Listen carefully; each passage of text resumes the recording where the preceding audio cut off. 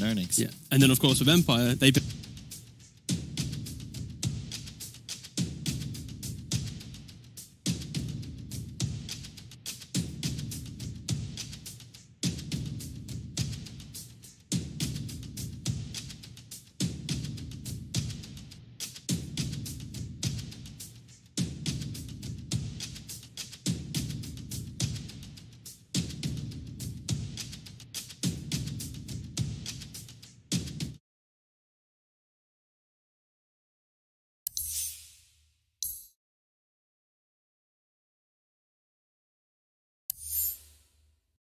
And that's what's interesting. So let's say that there are no open qualifiers for TI. How would you arbitrarily determine who gets a shot to qualify? Because it's one thing to say, okay, you guys are invited to the Decider tournament. But it's another to say, okay, we're having qualifiers, one spot for TI. We're inviting these teams.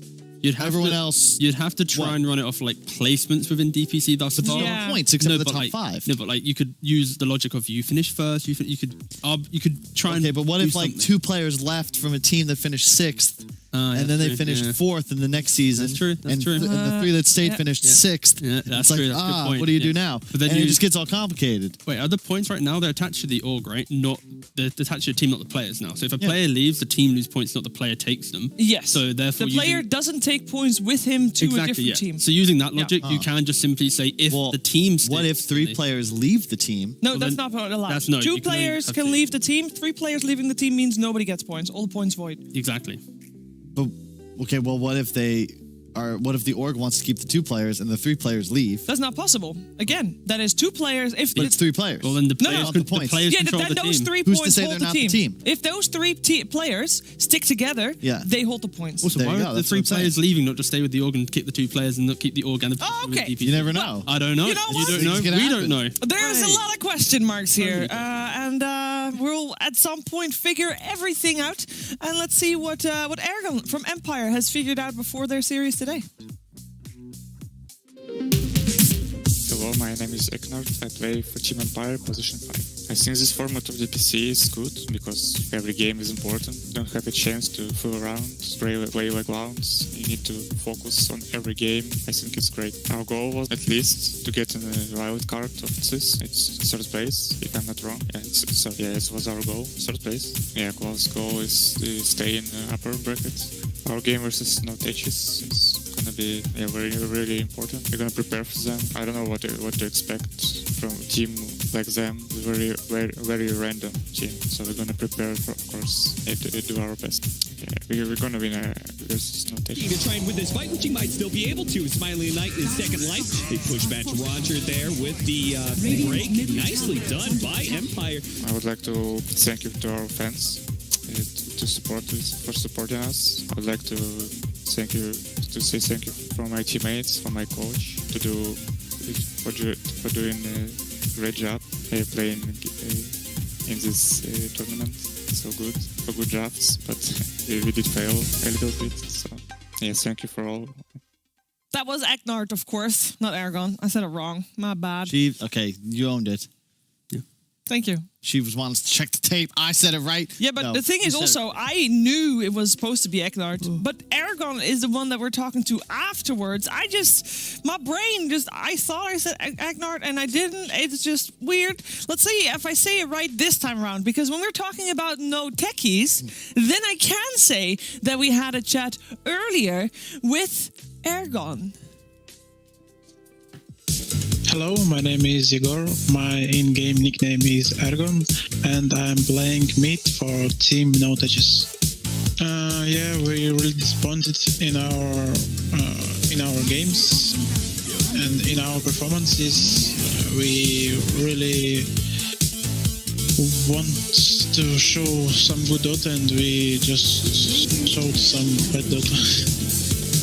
This game versus Team Empire is really important for us because we want to stay in upper division, and it's a main goal for us.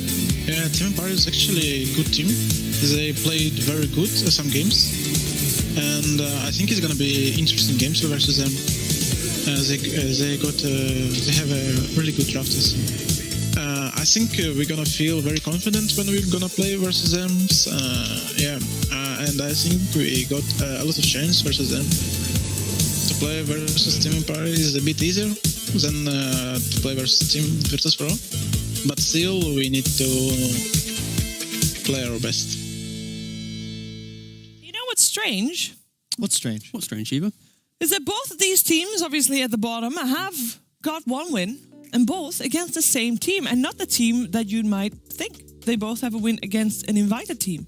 Team Spirit, nonetheless. And actually, they did that at relatively early on in the league, and I think that was the point where everybody, for both teams, was like, hey, these teams, fun. you know, it's clicking, it's gelling, there's a chance here. Yeah, the honeymoon. The honeymoon, what lasted for one series. It's longer. Well, no, I guess that's about right. Yeah, you get like a week or two. Yeah. Of that. Oh, this is great. And if you only We're play one growing. series. Going well, Yeah. you know, like, and if you lose, you yeah. have that misguided belief that we're learning. It's okay to lose. It's good that we're losing. You know, like I've had to say. all right. It's you ever never give good that to speech? No, it's not. But it's like it's okay. No, okay, there's only because ever we like got a lot of information. Yeah. You keep losing. You're like, oh man, maybe it's the wrong fact to say. it's like two teams in the region that you can say that to. You know, like Europe's like secret. Okay, that's it. And then obviously in CIS maybe you've got like obviously VP and then maybe Navi as well. But you know, for a Spirit loss, it's like. I mean, this region, it's been rough though. Like the drafting, like there was a lot of Bat Rider, a lot of weird decisions made, and a lot of 2-1 series. I think both of these teams have lost a few 2-1s. Yeah. So, you know, end of the day, that's a lot of BO1s. Yeah, I think the refreshing thing, at least we've learned from this so far, is it's a lot of best of ones, of course. No. A lot of best ones deciding this group. No, that is not how that works. That is just not how any But yeah, of when a that best of three works. does get to the third game, it does technically be a best of one. They have to take away the 2-game series that they just previously played and to really think and channel all their energy for that single best of one that they have to play. Then it's no longer called a best of one T. It's a best of 2 series and a best of one. It's the same series. It's one. We haven't thing. worked out a name for it yet. It's like you could maybe add 2 and 1 together. You mean it's like a mini tournament? The single. Yeah, that's exactly it. It's like It's your like own first a 2-game series. If there's a 2-0, there will be a champion. No tiebreaker needs to be played. But if it's 1-1, a best of one tiebreaker will be played. That's exactly it. I hope next year, though, I will say I'm not a huge fan of like non-deciding series, but I think that this format would be a lot better if it was 2 games twice a season. Yeah, but then I want every game to also have a prize tag attached to it, so that even those series that don't mean anything, people still play for money. Well, I feel like the general money in Where are you going to get that money from? Wait, yeah, hold on. Yeah, like what? Val? Chiefs, you know, this is typical of these Europeans. You know, Some you people in Seattle just get with everything for free. Piles of money. Yeah. What, you want healthcare too? You want to give these players benefits? I live in Please. Europe. I got healthcare. I don't Yeah. care about it. No. Simply put, yeah, there should be more money spread between the upper and lower division. Yeah. A lower division team who has played for 2 months or so and gets eliminated shouldn't be given a pat on the back and exposure for playing. Therefore, match fixing. I pay the people that work for me an exposure all the time. You get the honor of having And your that's artwork how featured. many people are working for you at the moment? Nobody right now. Exactly. But There I'm you looking. go. Anybody out Can we there? get a stat of the amount of exposure the players are given, the amount of match fixing that they're doing equally at the same Whoa. time? That's a very good stat right I'm now. looking for a barista that brings their own coffee machine and How about just a does a COVID test every week lives in Stockholm, doesn't like isolates for like 6 weeks. How do you on get to average, this? And you get paid. I'll take pictures of my coffee and I'll tag you. That's true. Oh my god, yeah. Surprised we haven't had a coffee sponsor anywhere in esports. You'd think like, Open for coffee the sponsors. secret fuel that we've been running on for the last 6 years. I think I had a couple of times in my ear now that we're ready for break and I kind of missed it, but I'm Oh. assuming that that's what's said. We So get to the we are going to get ready for the first game of this best of 3 or, mini tournament for the Three last best of place. ones. Mini tournament Back for to last back. place coming your way, Empire NoTechies, after the break.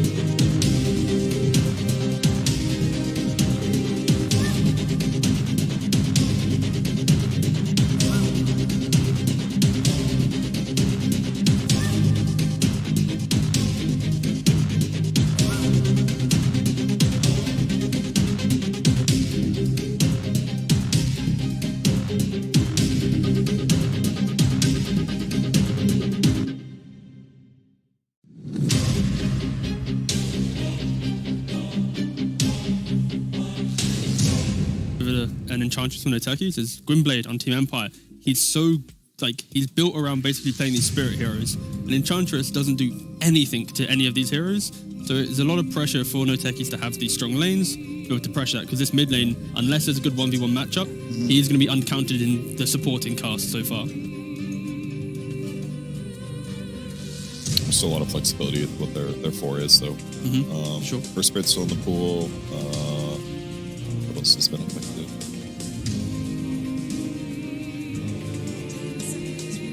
Shaker? Yeah, Shaker's still getting banned every game. Yeah. Kind of surprised. Nyx is in. Nyx is the big one right now. It's actually pretty nice for NoTechies, but I just don't like what it does to people's lanes still. Like, it's a solid hero, don't get me wrong, but it just feels incredibly weak first 6 minutes of the game.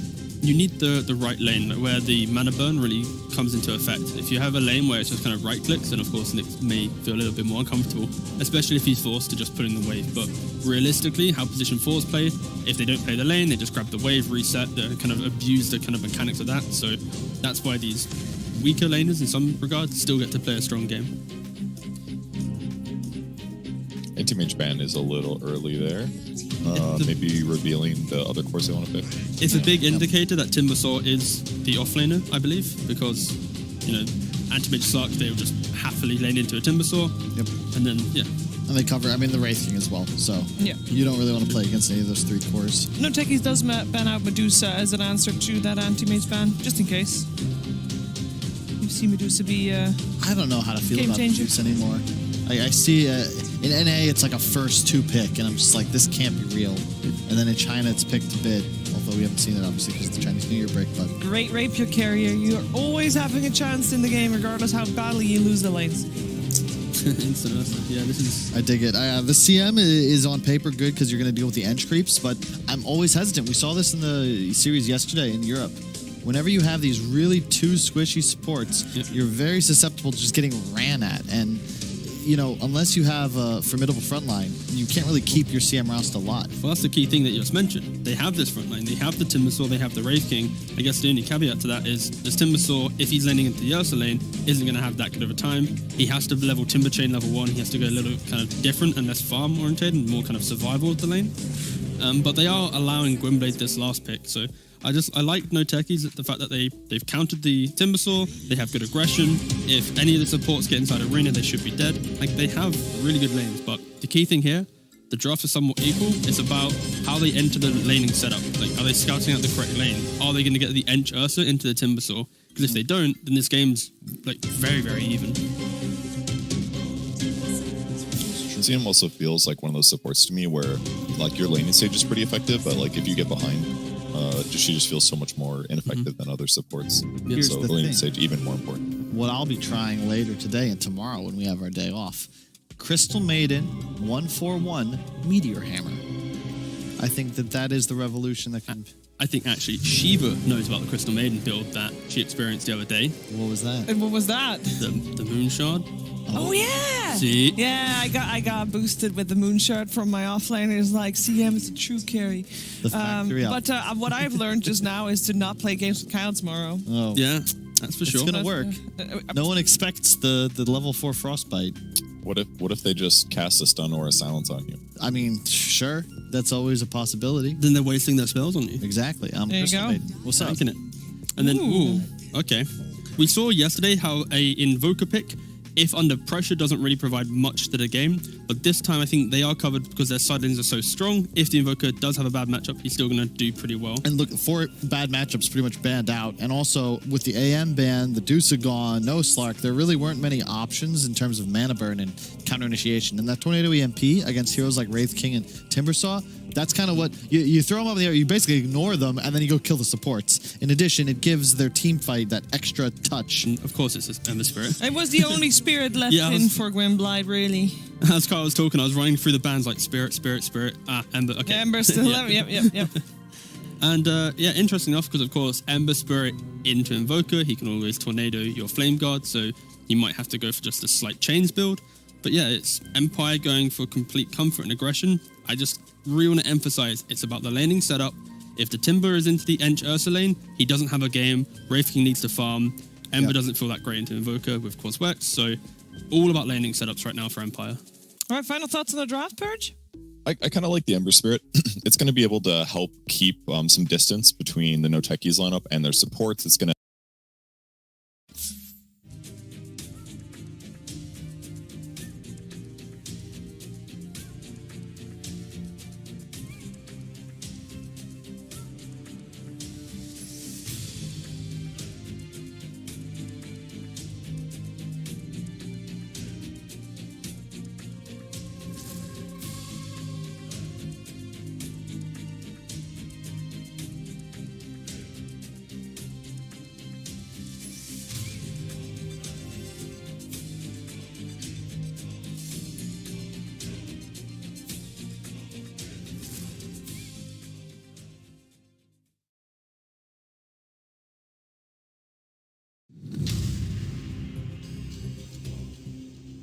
Five seconds remaining.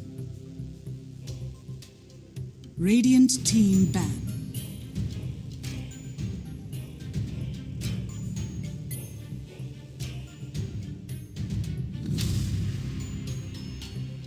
Dire team ban. Radiant team ban.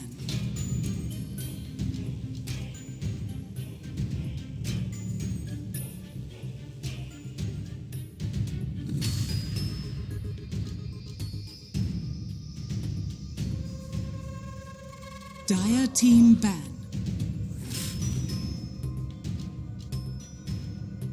Radiant team pick.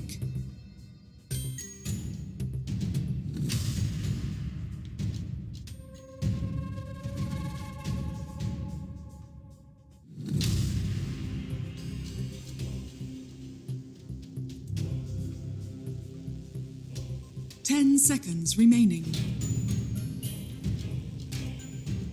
5 seconds remaining. Dire team pick. Enchantress.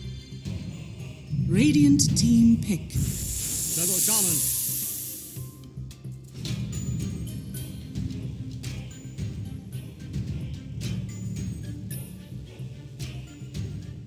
NoTechies versus Team Empire. Both teams sitting at 1 and 5. Loser guaranteed eliminated. Winner has a chance of tiebreakers here in the upper division of the Eastern European DPC League. You're watching ESL 1 powered by Intel, and we are ready for game number 1. We got Purge on the big screen. Is going to help us break down this draft that's coming our way. Kyle and T-Gov still with me as well. And I believe we can show you the draft. Purge, before you comment on the heroes, do you have any favorite going into this? Not really. I'm maybe Team Empire, I guess. They seem I'm not sure. I don't know. Like I feel like NoTechies did some really good stuff in some of the games they lost at the beginning of the tournament, but like neither team really has confident records, so I'm pretty in the middle for both of them. I think NoTechies have a higher ceiling and already a significantly better opening. Although I am rooting for Empire. I think they've made a lot of progress over the last couple of months, but NoTechies, at the end of the day, has got a lot more experience. They've taken more games at this tournament. Yeah, I think if you have to kind of generalize the series, it's sort of Empire feels to have the more stable drafts, and their execution is kind of a little bit more wayward. And then NoTechies, their drafts, you know, they're a little bit more kind of questionable, but their execution in the closer games is a lot better. So they kind of have big differences in kind of that aspect. But in regards to the draft so far, Team Empire, they pick the Timbersaw into both Enchantress and Mars, which is interesting because Enchantress is one of the Position 5 that actually can deal with the Timbersaw simply because of the impetus and the pressure that you can apply on the early levels on Timbersaw. If it is an offlane Timbersaw, that is. Yeah, I'm surprised it was let through. Probably the hero that solos looked the best on. And I think it's disproportionately strong in his hands when you consider how much experience he has and how much easier it is to marshal a game when you have that superior early game that an Ench brings to the table. 5 seconds remaining. They still banned Ricky despite the nerfs. It is obviously good against Mars, but yeah, a little surprised on that. I guess the only weakness of maybe this entry to the draft with an Enchantress from NoTechies is gwynbleidd on Team Empire. He's so, he's built around basically playing these spirit heroes, and Enchantress doesn't do anything to any of these heroes. So there's a lot of pressure for NoTechies to have these strong lanes, be able to pressure that, because this mid lane, unless there's a good 1v1 matchup, he's going to be uncounted in the supporting cast so far. There's still a lot of flexibility with what their 4 is, though. Sure. First Spirit's still in the pool. What else is spinning? 10 seconds remaining. For Shaker? Yeah, Shaker's still getting banned every game. Yeah. 5 not surprising. Mix seconds is in. remain. Dire team back. Mix is the big one right now. It's actually pretty nice for NoTechies, but I just don't like what it does to people's lanes still. Like, it's a solid hero, don't get me wrong, but it feels incredibly weak for 6 minutes of the game. You need the right lane where the mana burn really comes into effect. 10 If you have a lane where it's just kind of remaining. right clicks, then of course Nick may feel a little bit more uncomfortable, especially if he's 5 forced to just put seconds in the wave. remaining. But realistically, how position 4s play, if they don't play the lane, they just grab the wave, reset, they kind of abuse the kind of mechanics of that. So that's why these weaker laners in some regards still get to play a strong game. Anti-mage ban is a little Dire early there. team Radiant Maybe team. revealing the other course they want to pick. It's a big indicator that Timbersaw is the offlaner, I believe, because, you know, anti-mage Slark, they'll just happily lane into a Timbersaw. Yep. And then, yeah. And they cover, I mean, the Wraith King as well, so Yeah. you don't really want to play against any of those 3 cores. NoTechies does ban out Medusa as an answer 10 to that seconds anti-mage remaining. ban, just in case. You see Medusa be I don't know how to feel about Game Medusa changing. anymore. Dire I see team. in NA it's like a first 2 pick, and I'm just like, this can't be real. And then in China it's picked a bit, although we haven't seen it obviously because of the New Year break. But great Radiant rapier team carrier. pick. You're always having a chance in the game, regardless how badly you lose the lane. Radiant team back. I dig it. The CM is on paper good because you're going to deal with the edge creeps, but I'm always hesitant. We saw this in the series yesterday in Europe. Whenever you have these really 2 squishy Dire supports, team back. you're very susceptible to just getting ran at. And, you know, unless you have a formidable front line, you can't really keep your CM roster alive. Well, that's the key thing that you just mentioned. They have this front line. They have the Timbersaw, they have the Wraith King. I guess the only caveat to that is this Timbersaw, if he's laning into the Ursa lane, isn't going to have that good of a time. He has to level Timber 10 Chain level 1. He has to go a little remaining. kind of different and less farm oriented and more kind of survival of the lane. But they 5 are seconds allowing remaining. gwynbleidd this last pick. So I like NoTechies, the fact that they've countered the Radiant Timbersaw, team they have good back. aggression. If any of the supports get inside arena, they should be dead. Like, they have really good lanes, but the key thing here, drafts are somewhat equal. It's about how they enter the laning setup. Like, are they scouting out the correct lane? Are they going to get the Ench Ursa into the Timbersaw? Because if they don't, then this game's very, very even. 10 seconds remaining. ZM also feels like one of those supports to me where, like, your laning 5 stage is pretty seconds effective, but, like, remaining. if you get behind, she just feels so much more ineffective than other supports. Yeah. Here's So the the laning thing. stage even more important. What I'll be trying later today and tomorrow when we have our day off. Crystal Maiden 141 Meteor Hammer. I think that is the revolution that... I think actually Shiva knows about the Crystal Maiden build that she experienced the other day. What was Dire that? What was team that? back. The Moon Shard. Oh yeah. See? Yeah, I got boosted with the moon shard from my offlane. It was Radiant like CM is a team true carry. The factory out. But what I've learned just now is to not play games with Kyle tomorrow. Oh, Yeah, that's for it's sure. gonna work. No one expects the level 4 Frostbite. What if they just cast a stun or a silence on you? I mean, sure, that's always a possibility. Then they're wasting their spells on you. Exactly. I'm There you Dire go. fascinated. team What's up? Fucking it. And then, okay.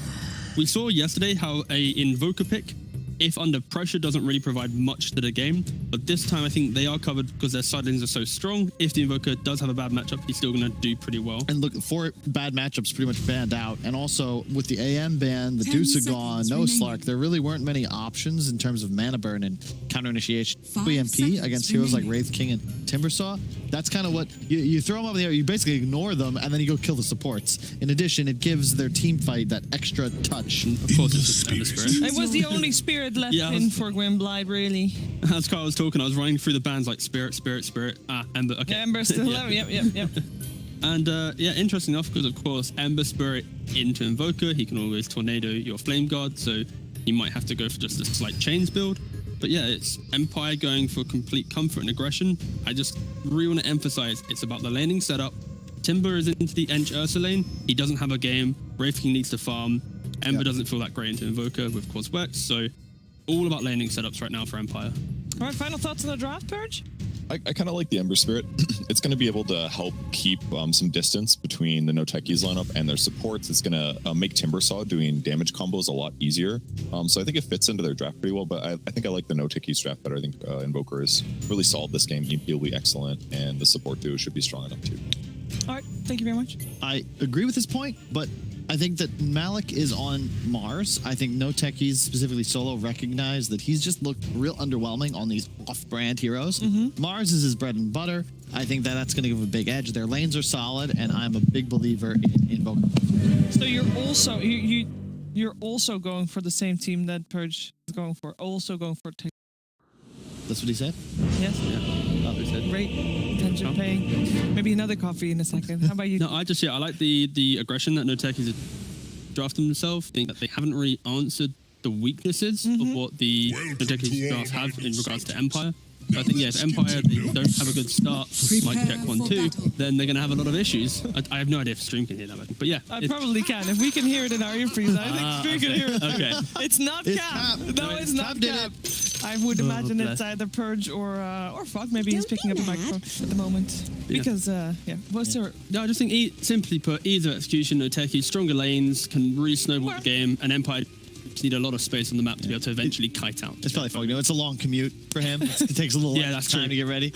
All right, guys. It's time for the first game of the day. So settle back and get ready. Here's a Cap and Fog with Empire and NoTechies. That's right, Fog. We got the matchup between the two teams that are bottom on the list. Now, they both have a win. It just so happens that they both managed to take down Team Spirit, but they are certainly both looking at elimination here. And it looks like Empire is going to be looking at losing a hero just to start things off. Sayuw is going to be run down as he's got a little bit too close to the high ground. And with his boots, he's hoping maybe he can get away. All right, never mind. Okay, he's gonna scurry away. Yeah. I can't believe I'm sure he was dead.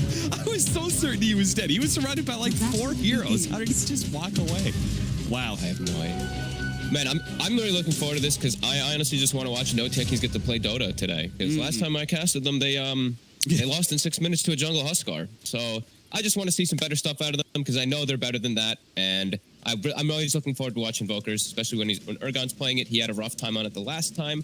Looking forward to see if he can hopefully make it work. And we're watching just the lane swappings at the moment, as Panel touched on. Ursa chasing versus that Timber. Timber also trying to avoid Enchantress. So we get all these fun little swaps. It seems like NoTechies will get what they want, but I don't know if Timbers are ever upset when they're in the safe lane versus... Yeah, it definitely feels like NoTechies have given themselves a lot of comfort picks. Malik on the Mars. Ergon, I know before this tournament, his Invoker and his Tiny. Those are like the two standout mids that he played. Fortunately, he hasn't had as good a time in this tournament. But maybe he'll get back into the year against definitely a weaker opponent than, say, somebody like Virtus Pro. Yeah, absolutely. And this is a bit of a volatile matchup. It can go both ways. Invoker actually does just fine in this one for the most part, and Gwyn has gone for the Flame Guard build, so that is where it hurts you even more when you do go for this versus Tornado, because you can just dispel it off. I've seen a lot of times they just go slight chains, and you try to gank the Quas Wicks in front of it. That won't be the case. Probably feels like his supports are locked in lane for some time anyway, since it is an aggro tri-lane, so he's just going to go for the farm build on that Ember. Yeah, why do you think they went for this aggro tri-lane? Setting up the Timbersaw for success? Yeah, I think that's the best thing. If Timbersaw is in the off lane versus Ursa, it's very different than he's in the safe lane. Safe lane, he actually still gets some stuff. We saw the same thing yesterday. And I think teams are starting to become more welcome to aggro tri-lanes. Secret, the big team that's been really dictating the aggro tri-lane scene, and now it's starting to be seen. I've seen it, like 3, 4, maybe 5 times in the last 2 days. So. Yeah, it says something when the best team in Europe and the best team in, second best team in NA, Evil Geniuses, a lot of aggro tri-lanes as well, but they recently lost to Quincy Crew. So, but yes, it feels like people are more and more open to this. So why do you think aggro tri-lanes are becoming more of a thing? Just because you're bound to get counterpicked in a lot of these drafts. Like you get this like Ursa versus Timber, or let's say like Tidehunter versus like Wraith King. Let's say sometimes people just want to be able to dodge these matchups, and also just to get your safe laner thing. And also maybe they see something weak. You know, Enchantress, Rubik is always a weak laner. Enchantress sure is amazing, but Rubik is pretty easy to punish. So that's probably why we see it coming out. And sayuw taking decent damage versus Malik. Yeah, sayuw is, he really likes to man up on these, and he might actually be right about it, man. What a read that he was going to be able to stand toe-to-toe. Now, it looks like he may still be dying here as Zayac and Solo are both trying to run him down, but still, Malik was forced away, and sayuw is able to get out. The Fairy Fire still in his back pocket, and a healing salve applied to him by EcNart. Okay, so, you know, NoTechies are the ones who switched up the lanes to get the Ursa in this matchup. This is not working. Mars is at least going to get a kill, but he's got 3 last hits. So they really needed to get that kill down here. Yeah, certainly. Especially since Solo hasn't been able to have the same kind of impact with an Enchantress that he would normally like to. Yeah, at least he's got the big creep, best creep you can get here. That's Satyr Tormentor with the Mars. He'll be able to force the lane out. But Smiley Knight, yeah, he's 17-11. He's having a really solid free farm. And we're seeing Gwyn, he's also having really solid free farm without even having to go to the jungle just yet. So he's doing very well in that matchup versus ergon. Yeah, in that top lane, we can see that Petushara is doing totally fine. I think this matchup is not as bad as maybe it used to be in the past.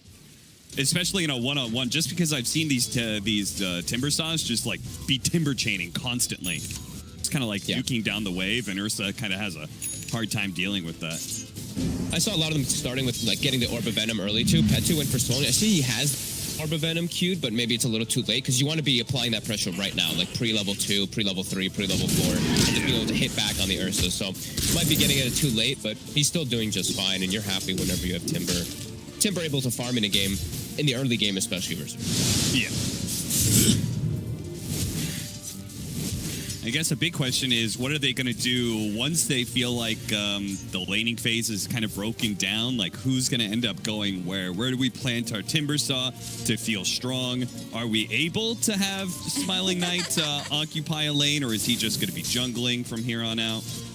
It's definitely some setups that I think Empire have to think a bit about.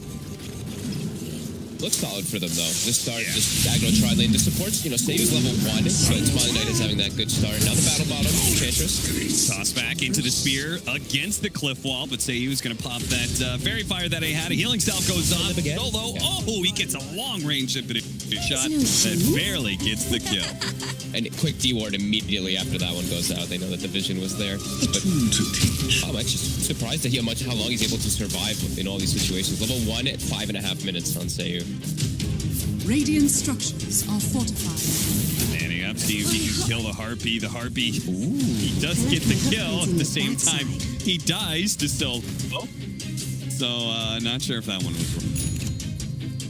That's huge. I didn't expect this to actually get salvaged down bottom. I thought they were just really going to start getting out of control here versus this aggro tri-lane, but with the Enchantress getting those creeps, you know, that usually ends up changing these lanes. Still 18 last hits on the Mars, but getting themselves a couple kills is solid.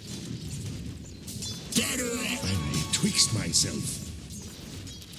All right, well, we start getting some of our level 6s, so this is about the time where maybe Amber Spirit can rotate, see if he can help out that bottom lane, perhaps. I'm not really sure if they want to try and kill an Ursa at top lane, but I just don't think gwynbleidd really wants to be in this lane too much longer, right? This looks like a pain to deal with. Yeah, he can just get counter-ganked too easily, though. I'm looking at these heroes bottom. CM and Shadow Shaman so slow and fragile versus an Invoker rotation like ergon. I feel like if he just makes the move bottom, he can just easily get a double or triple kill. Once Malik is healed up, and I feel like he should go to that lane. Since Malik is still having trouble, I want to see ergon actually get that move going, because he has an urn, so you don't want to just sit in the 1v1 in mid. You want to get your progress going, get your stacks, get your urn charges, and get your progression toward your vessel, since you are playing versus Timbersaw. Yeah, somebody's got to stop this top lane push, because Timbersaw, he does have the Siege Wagon push that is coming up right now. Tries to finish off Solo, misses out. Now he's going to bounce back. Instead of going up the hill, he goes right into ergon. See if they actually had the damage to kill him, though. Timber Chain a little bit farther. Somehow the Tornado did not hit him there. He's going to get one more Timber Chain away, and he's out. He's good. Okay. Failed rotation, though, by ergon, which now gives Gwyn time to farm, and then bottom is able to play aggressive as well. And Malik is jungling at the moment on the Mars, so I don't really like that rotation. pushing too much. It's a tough kill to get. Even if the tornado lands, it might not get the kill. This feels like it was just like him reacting rather than making his own move. As they'll lose Zayac bottom. Yeah, Zayac's the only one occupying this bottom lane. EcNart kind of casually cuts in from the side. And it looks like our Wraith King is going to start focusing a little bit more on jungling. Now that he's level 5, he's got the 2 levels, skeletons, and that higher level crit well. It's a little bit slower now, of course, from the nerfs that have come to Wraith King in these times, but he'll be able to get that farm going anyway. And now they're giving supports levels. I want to see punish. You know, NoTechies punish these two. Do not let supports just show themselves in the offlane. There's a 330 move speed Shadow Shaman. Kill this man right now. Absolutely. The snare's going to come out, the spear follow-up, and yeah, sayuw is not long for this world, and EcNart is going to be forced away from the experience range as well. So does mean that our solo heroes are still kind of happy, as you can see that Timbersaw still pressuring that offlane tower. I think they just got to accept that. Even though they have an Ursa in their team, it's just a hard kill even early on. Unless you rotate literally everyone or bring the Mars, it's just tough. And then you might even just lose the Mars with the rotation. So I think just give this away. Where do you go as Petushara after this? Do you try and take mid tower or the safe lane tower that's still up? Get you way down bottom. Play with those supports. You see strength hero, you run his strength hero. Okay. Denied. Well, let's see if he does that or if he wants to farm up just a little bit more, as I know he's working on that Hood of Defiance. Yeah, he might just finish that. Maybe he does just naturally rotate toward mid, clear up these neutral camps, push the Ursa out. But I'd like to see him pressure for this bottom tower, because I'm just looking at these two supports down here on Empire, and I'm like, yo, these guys should not be able to do this. Yeah, the Shadow Shaman, like, these guys should be getting punished a little bit more by NoTechies, so let's see what the rotation is going to be. Oh, Petushara may have slightly miscalculated on that neutral creep. Timber chains away, realizes his error, throws out a chakra, misclicks, pulls it back right away. You know, the best. Yeah. Well, he's focused on finishing that Hood, not on actually killing the creeps. Like, I need the gold. But, watch that one again, I guess.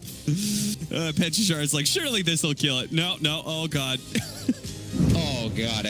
He just dropped all his spaghetti all at once. Inside of the enemy jungle, though, NoTechies going to start getting aggressive here for the bounty runes. Throw up gwynbleidd to make sure they can grab that bounty away from him after killing EcNart, the support. So they do manage to get 3 as a result, because their Timbersaw was playing a little back. He didn't choose to invade like Malik did. Yeah, nice play from ergon. I want him to be playing mostly around that bottom side. Top tower is already dead anyway. You're going to have access into that triangle, so just keep going down there, keep getting your urn charges. He actually almost has the Vessel done. That's going to be really solid versus Timbersaw this early on. Oh, that is very early Vessel. Speaking of which, Petushara does finally rotate down here. I was okay with him staying up in the top lane if he was actually pushing the Ursa away from the Ancient, but he didn't really seem to be doing that. So I'm glad he's now finally occupying the bottom. Yeah, he should be able to push this pretty freely. I don't see a way for them to actually kill him. Maybe when that Spirit Vessel is done, as it's about to be, then we could see ergon perhaps look to make a rotation down bottom. They're going to commit the wards, though. This looks like a pretty tough tower to defend. Zayac did not have Spell Steal available. He has the Timber Chain. He should be able to escape, but he won't be able to steal wards. Well, it's going to be Petushara following him every step of the way. But no, the toss back is just enough distance, and still want to be able to protect that Siege Wagon. Here comes ergon, though. He's going to show up with the Spirit Vessel. They're going to push back Petushara, stopping him from being able to get the chain away. And yes, the Timbersaw dies on the Spirit Vessel pickups. Well played by NoTech. And he gets to clean up some of these nice wards, too. Gets 1, 2, and he'll get the 3 and 4. So a nice chunk of gold for ergon. As they also send Crystallize mid to soak the experience from the Invoker rotation. So, yeah, great stuff from NoTechies. And Empire, I feel like they're going to have to thwart this early game for a bit of time. And they're going to have to just somehow get Smiling Knight online and just have to endure the pressure that's going to start coming. Because this Spirit Vessel Invoker, ergon can make moves on almost anybody. They're very susceptible to this now. Yeah, there's not the same kind of counter rotation for Empire, right? It's like this Invoker shows up to lane. Like, what are you really gonna do? Your best hope is sayuw is somehow not spotted and gets a good disable off on him. It's so scary for these two supports to play it versus a Quaswex Invoker at this point. It's like this 400-something plus movement speed hero running at you, and you're 330 crawling heroes. that will just literally do nothing if you get hit by EMP. Your whole mana pool will be gone at this point on every single one of the Empire heroes. So they have to play around that. And it looks like it's really just going to have to be a farm game for them to catch back up in these times.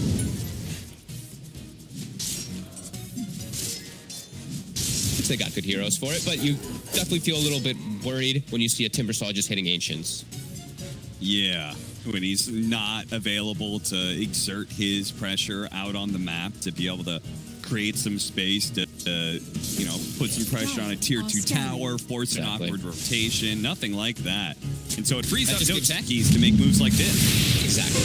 Yeah, as they charge right in, they'll find EcNart. Maybe some return kills if Empire's in the area. Lynn is coming over. Smiling Knight. He's going to go right back in with gwynbleidd to the other side with his double damage. And you're right, they are going to trade out supports here. Perhaps maybe more. Solo. Radiant's middle tower is under attack. Not able to get that kill. So trading support for support on a smoke rotation. Empire's not going to be too sad about that. Nope. As they have Smiling Knight just getting back. You know, he's any time where they're just chilling back farming and if it's not forcing the issue too, you know, they're getting away with what they want in their draft. They want this Radiance, they want to take it to the late game. They love playing with this Smiling Knight Wraith King. Even if he is playing into the hands of the Ursa who has Battle Fury, they're probably still content with the way the pace of the game is going. How well at Battle Fury Ursa up to Wraith King? Lately, especially nerfs put him quite in the later stages of the game. Ursa just feels like when he gets these, he's going to accelerate. He's going to accelerate faster and actually to the harder time here. So just he doesn't have a solution to run right through all these and just kill these targets quite easily. If he gets away with this, like, he's going to get these items really quick. So what I'm hearing out of this is once we have the Radiance up on Smiling Knight, we got to get a lot done. Yeah, I want them to fight. I want them to push buildings with Shaman Wards, maybe even force like a Roshan fight, something like that. Start making it NoTechies get out of position. Because if they just start getting ran at, this is where Mars, this is where Invoker just start to thrive. And they'll be able to take over the map very quickly. And then Wraith King has nowhere to fall. You know, I'm not in love with the fact that Petushara, and maybe it goes to show the strength of the Invoker, Petushara just had to defend the top lane tower and TP mid to defend that tower. Like, the rest of his team isn't doing it. So he's got to. gwynbleidd, nicely done. Does manage to get up the sleight of fist before the spear coming out from Malik. A little bit off the mark there, and now they're easily going to get caught and sandwiched upon. Missed execution there from Malik, and he knows it too. Sorry, he says. Downtime where Smiling Knight is a very happy man. And they're even setting up sayuw up top to look for that defense. As you were mentioning, Petu can't be everywhere. He's actually just going to farm bottom. So let's split the resources a bit. Nice hit back. Mars ult wasted. Maelstrom online for Ember. You're feeling good. Well, now, as a result of missing out on that Ember Spirit kill, completed Maelstrom, picked up mid-fight for gwynbleidd. Malik can't miss those ults. That's where NoTechies can really fall behind heavily if they just start, you know, whiffing their big actual team fight ability to be able to force and apply pressure. Yeah, Wraith King just gets the chill back, and that's pretty much going to be the Radiance done. Crystallize is keeping up, of course, on that Ursa. But as he does have BKB queued, I'm wondering if he does commit to that and just look for the team fights rather than going for these pickoffs with Blink Dagger and with Yule's on Mars. I thought they'd be looking for a little bit more plays on Malik. He's 2-1-3, but it still feels like a quiet game because of that start that he had. Baits in gwynbleidd, takes the illusion right from underneath his nose, but they don't really have any disables to actually keep him in place. So he is able to get out pretty easy. Malik, they see him. Oh, Malik, he is so far forwards here, and a simple Shadow Shaman is very easily able to set up for that kill. Not sure if Serpent Wards was even needed, but does get a fast execution. EcNart is going to be caught in the mid lane meanwhile, and Petushara may be in trouble here. Fortunately, no stuns to stop that Timber Chain away, as this Ursa, very powerful, and he's got to watch out for that Chakram Steal of the Rubik as well. Yeah, that's one of the better steals that Zayac can get in this game. Actual ways to burst down the Timber even more so. You know, I got to talk about this, Fogged. I feel like I can't ignore it too much, but, you know, Malik, we've been talking a lot about NoTechies and, like, why this team isn't succeeding. I feel like we've kind of settled on a narrative of the 2 and 3 position not really stepping up when needed. Yep. This game, Malik is really suffering. Yeah, he just sat back and he farmed his Yules, and then now his first showing was him moving alone top. Like, not even with a support hero to try to set up for a kill or anything like that. They have 3 points in Exort, so you need more. You need something else to be playing around Malik, so, you know, it's definitely a concern if they aren't playing any supports around their actual big team fighter. He's the one that they have to be rallied around behind Ergon, but yeah, definitely concerning. Well, we'll see if he can pick up the pace a little bit more here, as the game is still obviously quite fine with this Ursa getting all the free farm he could ever want. Seriously, this game has just been kind of a farm fest, back and forth, both teams going to their own corners, pretty content with what they're getting here. They are going to try and set up again with a Shadow Shaman. This time around, Malik is the one to find the initiation. I like this. Like, this time, it's perfect. You know, he has a core showing in lane in front of him. He has his most important core in front of him, and he's playing behind. So, EcNart in the same exact place will dive to the same exact impetus. Look, we just saw a replay. Yeah, a little bit of deja vu there. It's, that same ward across the river spotted him and let Ergon find Nice in the opening here. And they're just kind of poking away at this top tower while they took the top tower, and now they're poking away at this mid tower as well. Have you been looking at Solo this game, by the way? He's going like carry Enchantress. There's Ergon. He's going to get hexed up. They've got the control. Overstepping their balance would be a little bit too much. Zayac, he's going to get caught up by Petushara. Nice read there to make that long-range zip. And now they're going to take the mid tower with Smiling Knight. He's ready to go. He's got his Radiance, plenty of skeletons on out. So this is a good time for Empire to put some pressure down.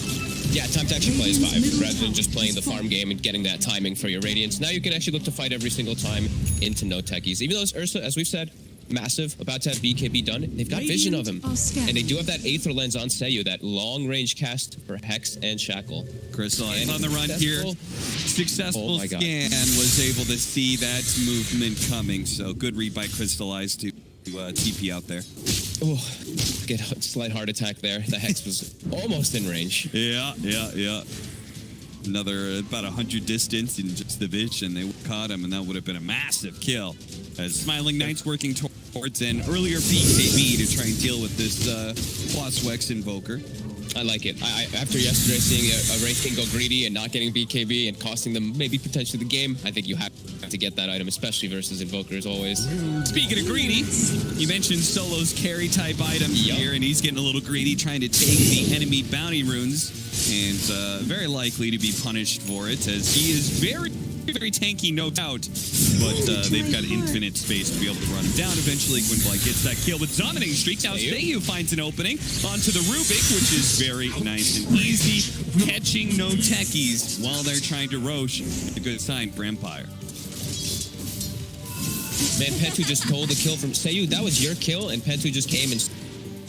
I didn't like that. Very beautiful ward trap, and he just literally walks over, waits for the last hit in Warling Dash. He didn't even hit him once before that. Come on, Petu. Yeah, it's not like a Blink Dagger would be that bad. An early Blink Dagger on a Shadow Shaman with the Aether Lens could do a lot when it comes to kiting around this Ursa, or maybe catching the Invoker at appropriate times. So, yeah, you know. I'd agree. I actually would prefer to have the Shadow Shaman get the farm at this point. Your Timber has already got what he needs. He's got his Lotus Orb. Like, that's the most important thing he needs this game to get rid of that Spirit Vessel and whatnot. Shadow Shaman's game is quite important. If he's able to just get these Blink Hexes, he can stop the Mars combo. He can stop the Invoker and everything too. They can just break the team fights if they do get that. NoTechies forcing this Roche with that BKB on Crystallize, trying to force the fight around here with Malik in position. Is Empire going to go back into this one? It doesn't look like that time. I cannot believe, Fogs. I mean, we're talking about like them picking up their Radiant and then start getting aggressive. They did that a little bit with taking that mid tower, but I feel like that was more taking advantage of an opportunity that presented itself. I'm so surprised that after missing a Roshan attempt earlier, they just let NoTechies take that Roshan for free. I think they were going for their item timings. Double BKBs just got delivered. So I think they didn't want to fight before them. Great King and Ember both got them finished. But now, yeah, you got to play into Aegis. See if they are able to do that. They're able to push back NoTechies at least. And NoTechies immediately going to go for the re-smokes here. Thanks to the heal from the Enchantress, they're decently healthy. They're going to go ahead and invade the triangle, see if they can get on the high ground here and work their way into that mid tower. Second time, they're going to lead off on a sayuw here, running into him. sayuw is very easily going to go down here. The Skull Hex for the Rubik as well. Petushara. That's a big one. Spirit Vessel poking at him. Crystallize whipping himself. He's been given the alacrity. They're going to finish off this mid tower. Nice and quick. The BKB going down from gwynbleidd, protecting him against the spear. He is charging into that back line. He really wants to kill Malik, it seems, but he definitely doesn't have the damage to kill somebody like that. Solo on the other side of things. He, again, will survive for a while, but eventually he will die. He's got nowhere to run to or nowhere to hide. Still really solid for NoTechies. Double BKB usage, a buyback from sayuw. That's going to slow down that blink significantly, and they still get the tower anyway. So that's really nice stuff for them as they can back up, finish up these next few items, and they'll be safe to do it too. Sure, they use Crystallize's BKB, but that's quite all right as he's able to back up farm, and he's going to basher at a pretty good time. So his game is still looking solid. It's still very, very even on both sides. Even Dota Plus is pretty much 50-50 on this one. Yeah, I guess, like, maybe if it wasn't for the fact that the Ember Spirit is... You know, because at that point, Invoker's eventually going to start dropping off a tad bit, right? While this Ember Spirit can continue to be a serious presence. If it was just a Wraith King versus Ursa, then maybe it would be decided, that win probability. Yeah. Ergon is... It's a weird, like, Invoker's just... It's a tough hero to make work. It's volatile. Either you're going to hit big or you're not, you know? If he's going for the Cataclysm build, too, with Mars, so there's chances for these big plays, but... Yeah, I mean, Wraith King, Ember, that core is going to get pretty scary. Ursa can solo carry this game with all the buffs and everything and with the backup of his team, but definitely have to feel like Empire still has windows in this game. Yeah, they're really farmed on all three cores. They get to a point where they've got BKB on the Ursa with an Abyssal Blade, and he's given alacrity. You know, like, he's just get on top of somebody with the Abyssal Blade and just 100-0 them so fast. Yeah, they're gonna have to do some special stuff about protecting people because they don't have great ways to protect each other. Like the supports, I see, of course, you know, Shadow Shaman, he never wants to build toward those glimmers. He's more about his own selfish game. CM on her way toward glimmer, but still a ways away. Yeah, that Ursa is definitely going to be pretty threatening once he's getting all those items on. Well, one option here is Timbersaw is going to go back for Yule Step, so that'll be one way to try and kite the Ursa a little bit more. I was wondering if. Do you like that? Yule's over maybe, say, like Heaven's Halberd, kind of doing this similar thing? At least it gives him a secondary dispel, too. Like, if Lotus is a teammate, he can save it, you know, dispel for himself and stuff, too. And it's amazing. It's the best item in the game versus Ursa, so tower is under attack. Whatever. Yeah, no, that definitely makes sense with the invoke. Are scanning. Yeah. Smiling Knight closing in on level 18, so he'll have that reincarnation up near constantly. Only used one BKB charge so far towards that AC. So again, seems like both teams are pretty content with the way this game is going. Both teams confident in their abilities to win the late game. Who actually proves to be correct here as the rotation up to top lane. Looks like they're going to give a poke at this tier 2 tower, but sayuw in a very good position to potentially catch somebody if his team moves to defend. Malik, lead off. He's going to be hexed. He's going to be chain stunned. Woo! Petushara with some big boy damage comes rolling through, and he's going to keep on rolling. See if he can catch Zayac here. Zayac is going to receive a helping hand. So ergon and solo. Maybe it's going to be Petushara stepping a little bit too far away as Crystallize comes forward. Yeah, that was... Alacrity to 5-position Enchantress is going ham. Yeah, he really is. He's pumping out the damage now onto EcNart as well. The Sunstrike right on point from ergon as they collect a second kill there. Look at the damage from Solo did 2,000 damage to the Timbersaw there. The Alacrity to Enchantress is working. Yeah, and he's about to pick up the shard as well, so that'll be a big increase. But yeah, look at that pure damage go to work here as he's just boom, boom, boom, boom. Bounty. Dire's top tower. I really like the shard too on this hero. When you feel like you've got a game, you know, I don't mind these Enchantresses looking to take over and just be the right clicker themselves too. It is a good alacrity target. The shard is fun. It just keeps you always top health and it makes it hard for them to ever go on you. And you're 5, so it makes them feel like they have to commit so much. Yeah, for sure. No, I'm a big fan of it, especially when you go this medallion build. So you are so hard to bring down naturally if you've got... Oh, mid. Ooh, this This is a big kill if he can get it. This time the spear is on point, as they should be able to just chain stun gwynbleidd up. A big kill. That's a dominating streak going over to ergon. 542 gold for it, and that'll speed his way towards either the Aghanim Scepter or the BKB. We'll see which one he does pick up. That's such a big kill. They still have arena as well, so Malik, he can still look for another kill if he wants to. He can actually arena kill us, like even the CM. I feel he could commit because they have a Sunstrike on top, but he'll hesitate. Won't be able to find it. EcNart will do a good D-ward. EcNart didn't skill ulti this game either on the CM. Something I never see anymore. I always see them skill ult. He's almost level 12. Yeah, that is a little odd. Petushara not respecting the damage that comes out. There goes that freezing field. Malik is be able to get away thanks to his arena. At the same time, Crystallize, he's going to be caught here. Hexed up. They have the Aegis for another 15 seconds, so they'll have to deal with that second life of the Ursa. Can they get the chain stuns? Can they get the immediate disables? No, Crystallize using that fresh blink dagger he picked up to immediately go over to the high ground.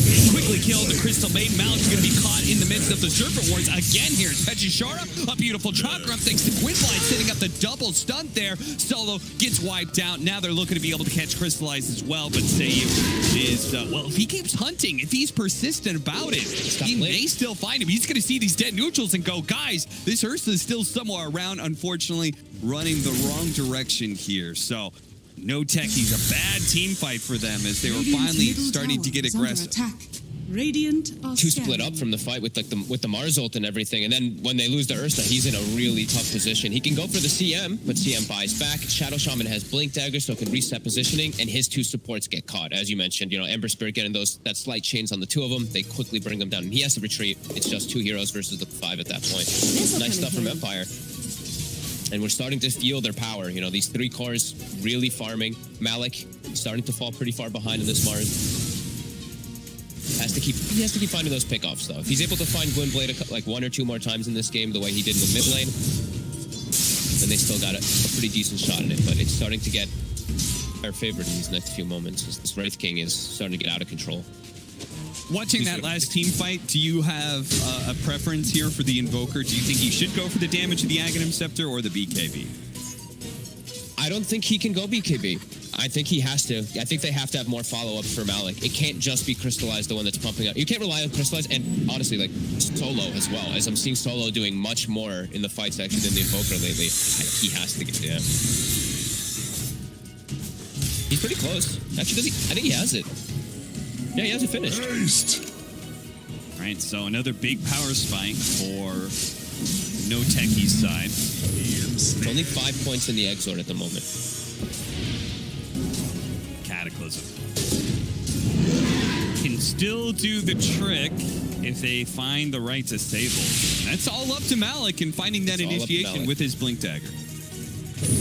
Yeah, all up to Malik or all up to Zayac if he's able to find some type of spell steal. The lift. If he gets the lift off and they Cataclysm immediately as the lift goes off, they can get the condition too. A bit tough to execute. Blade almost done for Crystallize. Hopefully that'll be a big pickup, because the last problem in the last team fight was him being kited around a little bit too much. How long on this rush? We'll find out in 20 seconds. NoTechies still looking to control this area with wards. Keep themselves on the high ground. Same thing for Empire. Stay on their high ground side.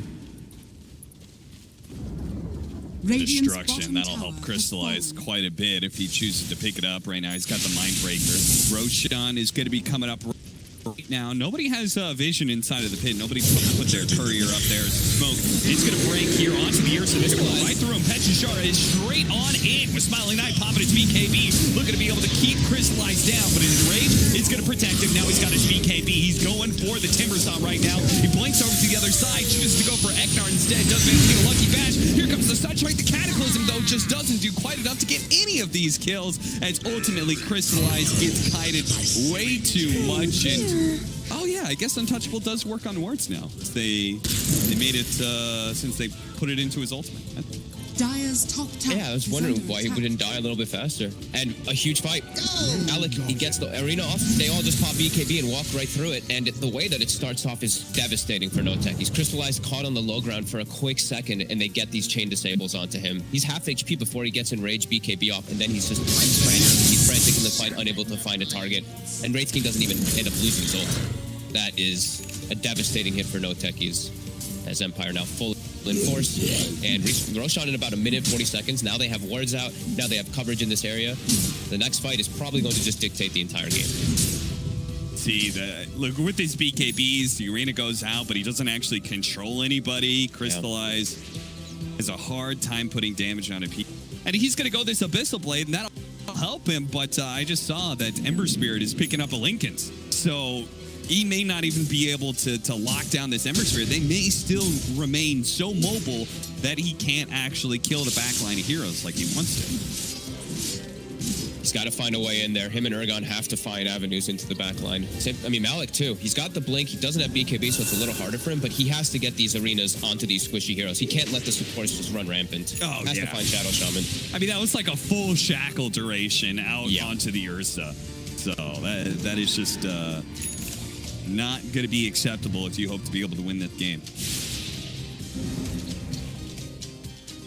So all the cast range that really just starts to come together. It is hard to catch these Shadow Shamans. You know, Aether Lens, he's got the Psychic Headband, he's got the cast range talent. Like, look at the cast range on Shackleton. It is pretty ridiculous, but they have to find a way. They have to stop these two from controlling the Ursa so Crystallize can actually play his hero in the fights. All right, well, yet another smoke from NoTechies. If they find the back line. This time they're the aggressors into the high ground. It's not going to break just yet on the low ground. It's going to break here. Smiling now. He's already bumped forward and immediately jumped onto Ergon. That is disastrous for NoTechies. They're going to continue to try and chase down this Shadow Shot. And with their BKB, the spear goes out. The Hex is already down. The Cataclysm will manage to take him out. But Crystallize, the damage has already kind of been done. He is low on health, no longer has his enrage. The Yule Scepter is going to stall him out until they can finally get the kill. Here comes the Tornado, but it's a bit too late to save anybody. Solo's already been caught here, and he'll go down as well. NoTechies losing team fight after team fight, and now it is finally time to do that Roche. They put the sentry, they put the obs on the high ground. The sentry's already there from Empire, and they see the perfect target. Ergon walks in. He's supposed to walk through something. I believe he was, at least. He just gets instantly jumped and gets exploded. Has to fight back, and he's too late to the fight. Malik, the ult again. Doesn't catch the two supports. It hits, well, actually maybe on the edges of it all, but it catches most of the BKB heroes, and they just reset Empire's front. Oh, Malik. He does have a BKB, so he'll be fine here, but the fact he had to use it, probably a little disappointing to them. I think they're trying to make some sort of cute play where they steal the Aegis. And looks like actually that stall was just enough. They're going to look inside the Roshan pit, see that it's about half health, and Empire is already backed up. So still a chance to be able to get that for themselves with your back in 15 seconds. I think Empire is showing, you know, this is just like a dominance move. They don't want to throw the game or don't give any advantage to NoTechies by any means by trying to force this Roche without their 5-man. Now the two supports respawning, now they're going to start committing in there. All right, and this is going to be well timed as the Ursa may not even be able to get there in time. We'll see. The Tornado is definitely going to pull them out a little bit more. Solo, intrepid Solo, leading off, true to his name, all by himself, and is immediately going to be blown up, so that's a little awkward. Rayfire Blast turned back around onto the Wraith King and jump forward from Crystallize. Going to go for the Timbersaw. Finally, Malik gets to go to Reno for the BKB. Going out the field. The Cataclysm already taken out the Crystal Main. The first life, the Wraith King is down as well. Timbersaw out on the side, kiting away Crystallize, but he's got to be careful of that Alacrity. Look at him being slowed down by the Flamethrower. The Enrage is no longer out. The Tornado cannot help him escape. Sayuw comes back with the second life to be able to catch Ergon, and GG goes out. They know they've got nothing left in the tank to challenge Empire. Both teams were willing to push it kind of late. We're willing to let these carries get their farm, get the completed set, and ultimately it was Team Empire who had a better read of the late game and how to make these team fights work. Yeah, they literally just let themselves get that farm on that Wraith King and let the fights come to them, and great stuff from the two supports that I'm saying. Shadow Shaman, CM, they did their jobs. EcNart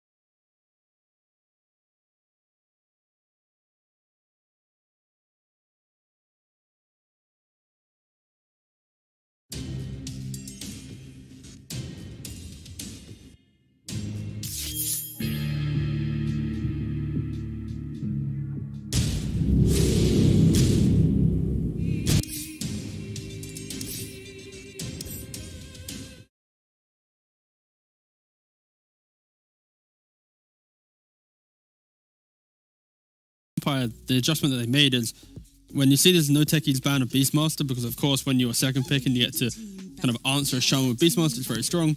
Empire just decided to go for the Lycan instead. We saw that in previous series, how teams can just shift between any of the Necro Book 3 buys. They all do the same job against this shaman in kind of the big picture of the game. So yeah, Empire really showing they want to push and get out of this game pretty quick. And then NoTechies, they really just want to win some lanes. That's all they want to do, win a lane and try and play off that, because I think that previous game is testament to the fact that if they don't have a big lead, they just look so lost. Yeah. And they now are so heavily relying on, okay, we're going to crush one lane. This guy's going to have a good game. We'll get on his back and push throughout the game and have a fight from there. So, yeah, they are really just kind of going back to kind of like plan A, it feels like. This is kind of backs against the walls, just win our lanes and we'll try and get into the game that way. From Empire's perspective, obviously they won game 1, but do you feel like they are happy with their performance and the way they won?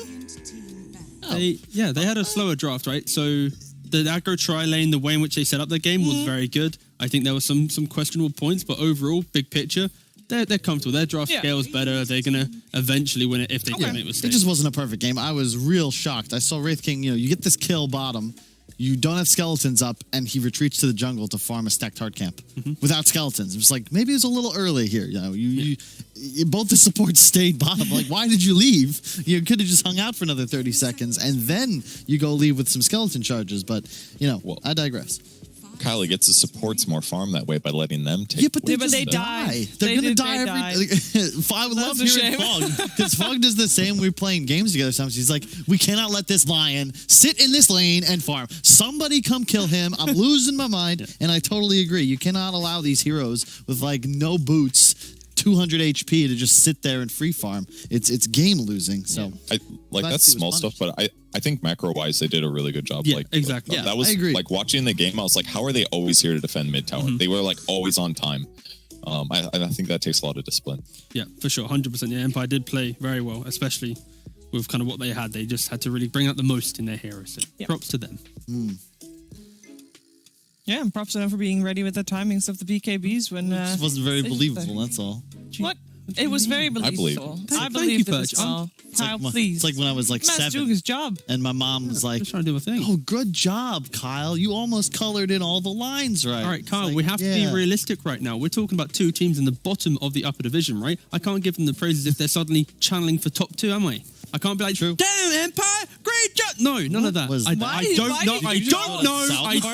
don't know. Why did you go into an American accent? Yeah, I was I thought I heard an impersonating American Kyle accent and that. too. Oh, no. That was good. I felt it in my body. Yeah. I was See, like, his I voice have to changed be weird. realistic with where they're positioned, It's true. They played well. but not I am great. disappointed. I thought Empire would have a much better showing in this event. I love that pick, but I really want to see Malik. I have yet to be witness to a game that he played, and I was like, damn, that guy will definitely be on this team next split. And I need to see that from him. You don't have much time left. This is your last series. That is an early Invoker pick, but hey. And it's this time on the side of Empire. So is this a gwynbleidd Invoker? Does he play that a lot? Yeah, so this is potentially his favorites. Empire's way of answering this potential flex of the Viper. Of course, you think about mid heroes that can lane into Viper. You want heroes a good regen, and of course, Invoker is one of those heroes. So yeah, this is kind of their soft way of covering it. That's a good point. If you EMP the Viper as well, you're just not afraid anymore. It's just basically Q spam that pressures you. So you beat him on 2 fronts. But yeah, but can't Viper just like constantly push the lane with NoTechies and then go jungle, and then Invoker with weaker pushing just like has to stay mid the whole time? Yes, but I think that because of how weak Invoker can be in the initial levels, you're going to be okay with that. And then later on, you can start roaming on him. Like, it's not ideal, sure, but it's better than most other heroes would do against Viper. Okay. In before it's some support Invoker.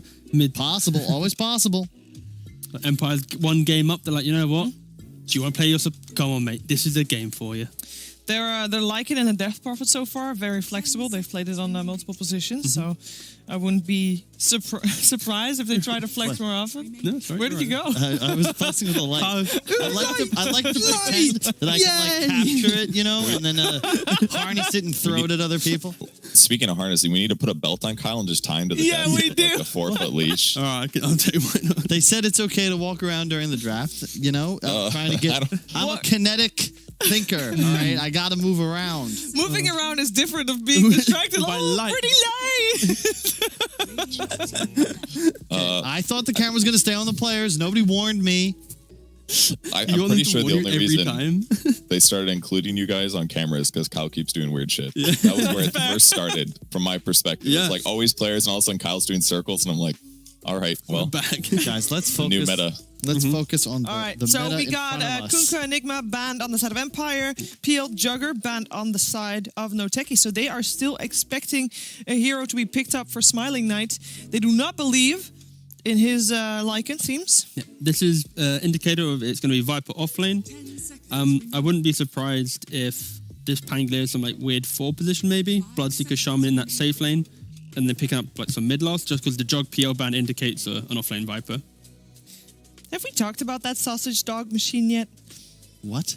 I looked at it this morning. The artwork. It is cool, Like isn't it? Dashhound or whatever. Yeah, That's yeah. what it's got to be, right? Yeah, it's a Dachshund. It's, But it's- sausage dog Isn't sounds. it part blimp? What?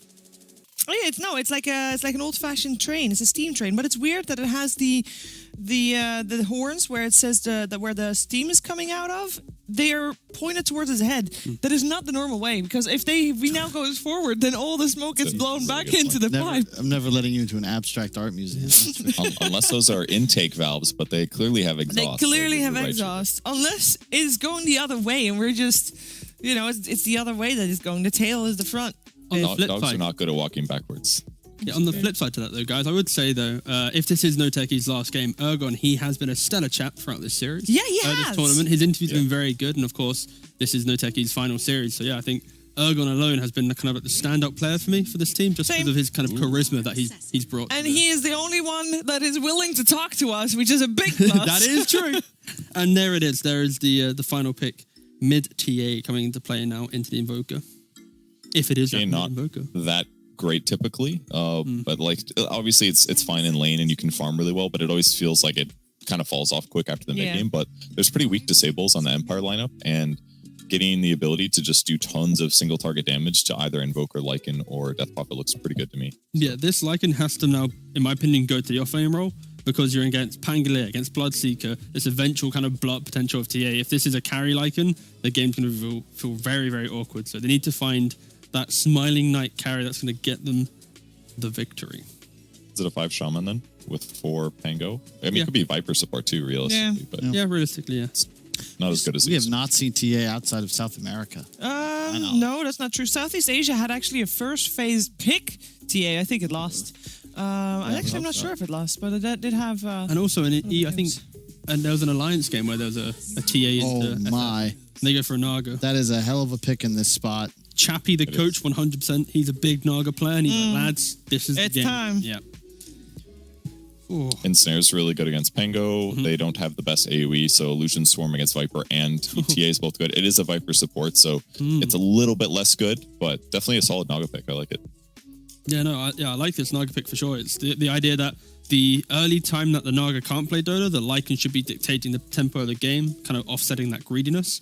And you are going to have this potential wombo combo of some Cataclysm, Sleep and stuff. But yeah, realistically, NoTechies lineup, once again, they have the skirmishing ability, they have the potency of their lanes, but do they have the execution to actually get this draft from the early game and actually control the game? Because they didn't do it in the first game. That's why I'm skeptical and think the eventual Naga farm will win this game. Unless NoTechies really turn it around. What do you think, Perch? Can they do it? I think NoTechies could turn it around, but they've got to do a little bit better than normal in their lanes, and their mid pressure has to be more effective. Pango's team fight, he's like the biggest team fighter on their whole team. He's got to play excellent, show up at the right times, and execute ganks for them to have a chance here. Thank you, Purge. Kyle, Purge just said that, just in case you weren't listening, listening. He said Malik has to pop Yes, off. that was going to be That's my a problem point. for you. It's a concern. I've been waiting for him to step up for some time, but I would agree. Like, it's his performance that's going to dictate whether or not a squad can take this game. A Naga timing with like Manta Scotty is like, that's it, game over. You run illusions at the 2 cores and have a nice day. You got to pop off for Pango. Yeah, simply put, Empire, they scale better. They have the better strategic macro gameplay. So it's all on NoTechies to have a good team chat after game 1 and make sure that they understand how to win these games, because 1 or 2 mistakes and suddenly you can't deal with what Empire has. And if that is the case, then that means that NoTechies would be playing their last game in the DPC League, last game in upper division anyway. They would be relegated to Division 2 next season round. We're going to find out what's going to happen in this game 2 with Cap and Fogged. That's right, Cheever.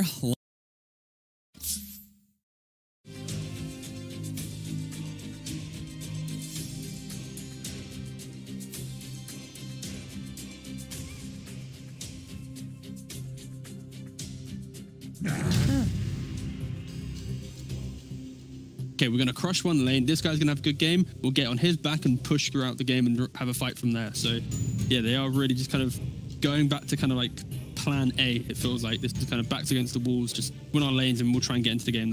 From Empire's perspective, obviously they won game 1, but do you feel like they are happy with their performance and the way they won?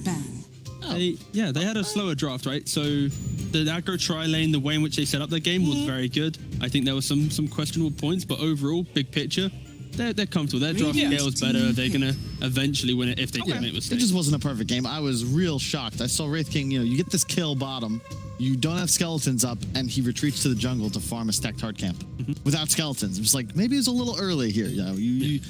Both the supports stayed bottom. Like, why did you leave? You could have just hung out for another 30 seconds, and then you go leave with some skeleton charges. But, I digress. 5 seconds. Kylie gets the supports more farm that way by letting them take. Yeah, but they they die. They're going to die every. I would love hearing Fog, because Fog does the same. We're playing games together sometimes. He's like, we cannot let this lion sit in this lane and farm. Somebody come kill him. I'm losing my mind. And I totally agree. You cannot allow these heroes with like no boots, 200 HP to just sit there and free farm. It's game losing. So that's small stuff, but I think macro wise they did a really good job. Yeah, exactly. That was I agree. like watching the game. I was like, how are they always here to defend mid tower? They were like always on time. I think that takes a lot of discipline. Yeah, for sure, 100%. Yeah, Empire did play very well, especially with kind of what they had. They just had to really bring out the most in their hit. Props to them. Yeah, and props to them for being ready with the timings of the BKBs when it wasn't very believable. That's all. What? It was very believable. I believe believed it as well. Kyle, please. It's like when I was like Matt's 7. doing his job. And my mom was like, Just trying to do a thing. oh, good job, Kyle. You almost colored in all the lines right. All right, Kyle, we have to be realistic right now. We're talking about 2 teams in the bottom of the upper division, right? I can't give them the praises if they're suddenly channeling for top 2, am I? I can't be like, damn, Empire, great job. No, none of that. I don't know. I don't know. Why did you go into an American epic? Yeah, I was impersonating Kyle and that. Oh, no. I felt it in my body. Yeah. See, I have to be realistic with where they're positioned, They played well. I am disappointed. I thought Empire would have a much better showing in this event. I love that pick, but I really want to see Malik. I have yet to be witness to a game that he played, and I was like, damn, that guy will definitely be on this team next split.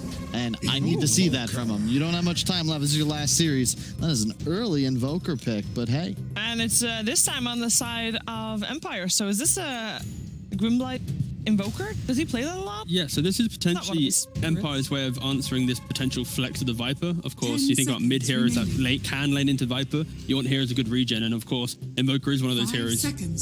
So yeah, this is kind of their soft way of covering it. That's a good point. If you EMP the Viper as well, you're just not afraid anymore. It's just basically Q spam that pressures you. So you beat him on 2 fronts.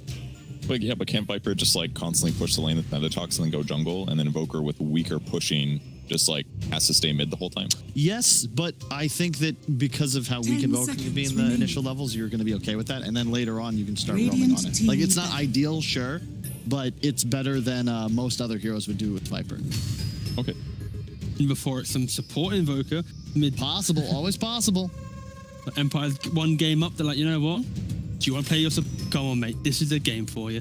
They're like it in the Death Prophet so far. Very flexible. They've played it on multiple positions, so I wouldn't be surprised if they try to flex more often.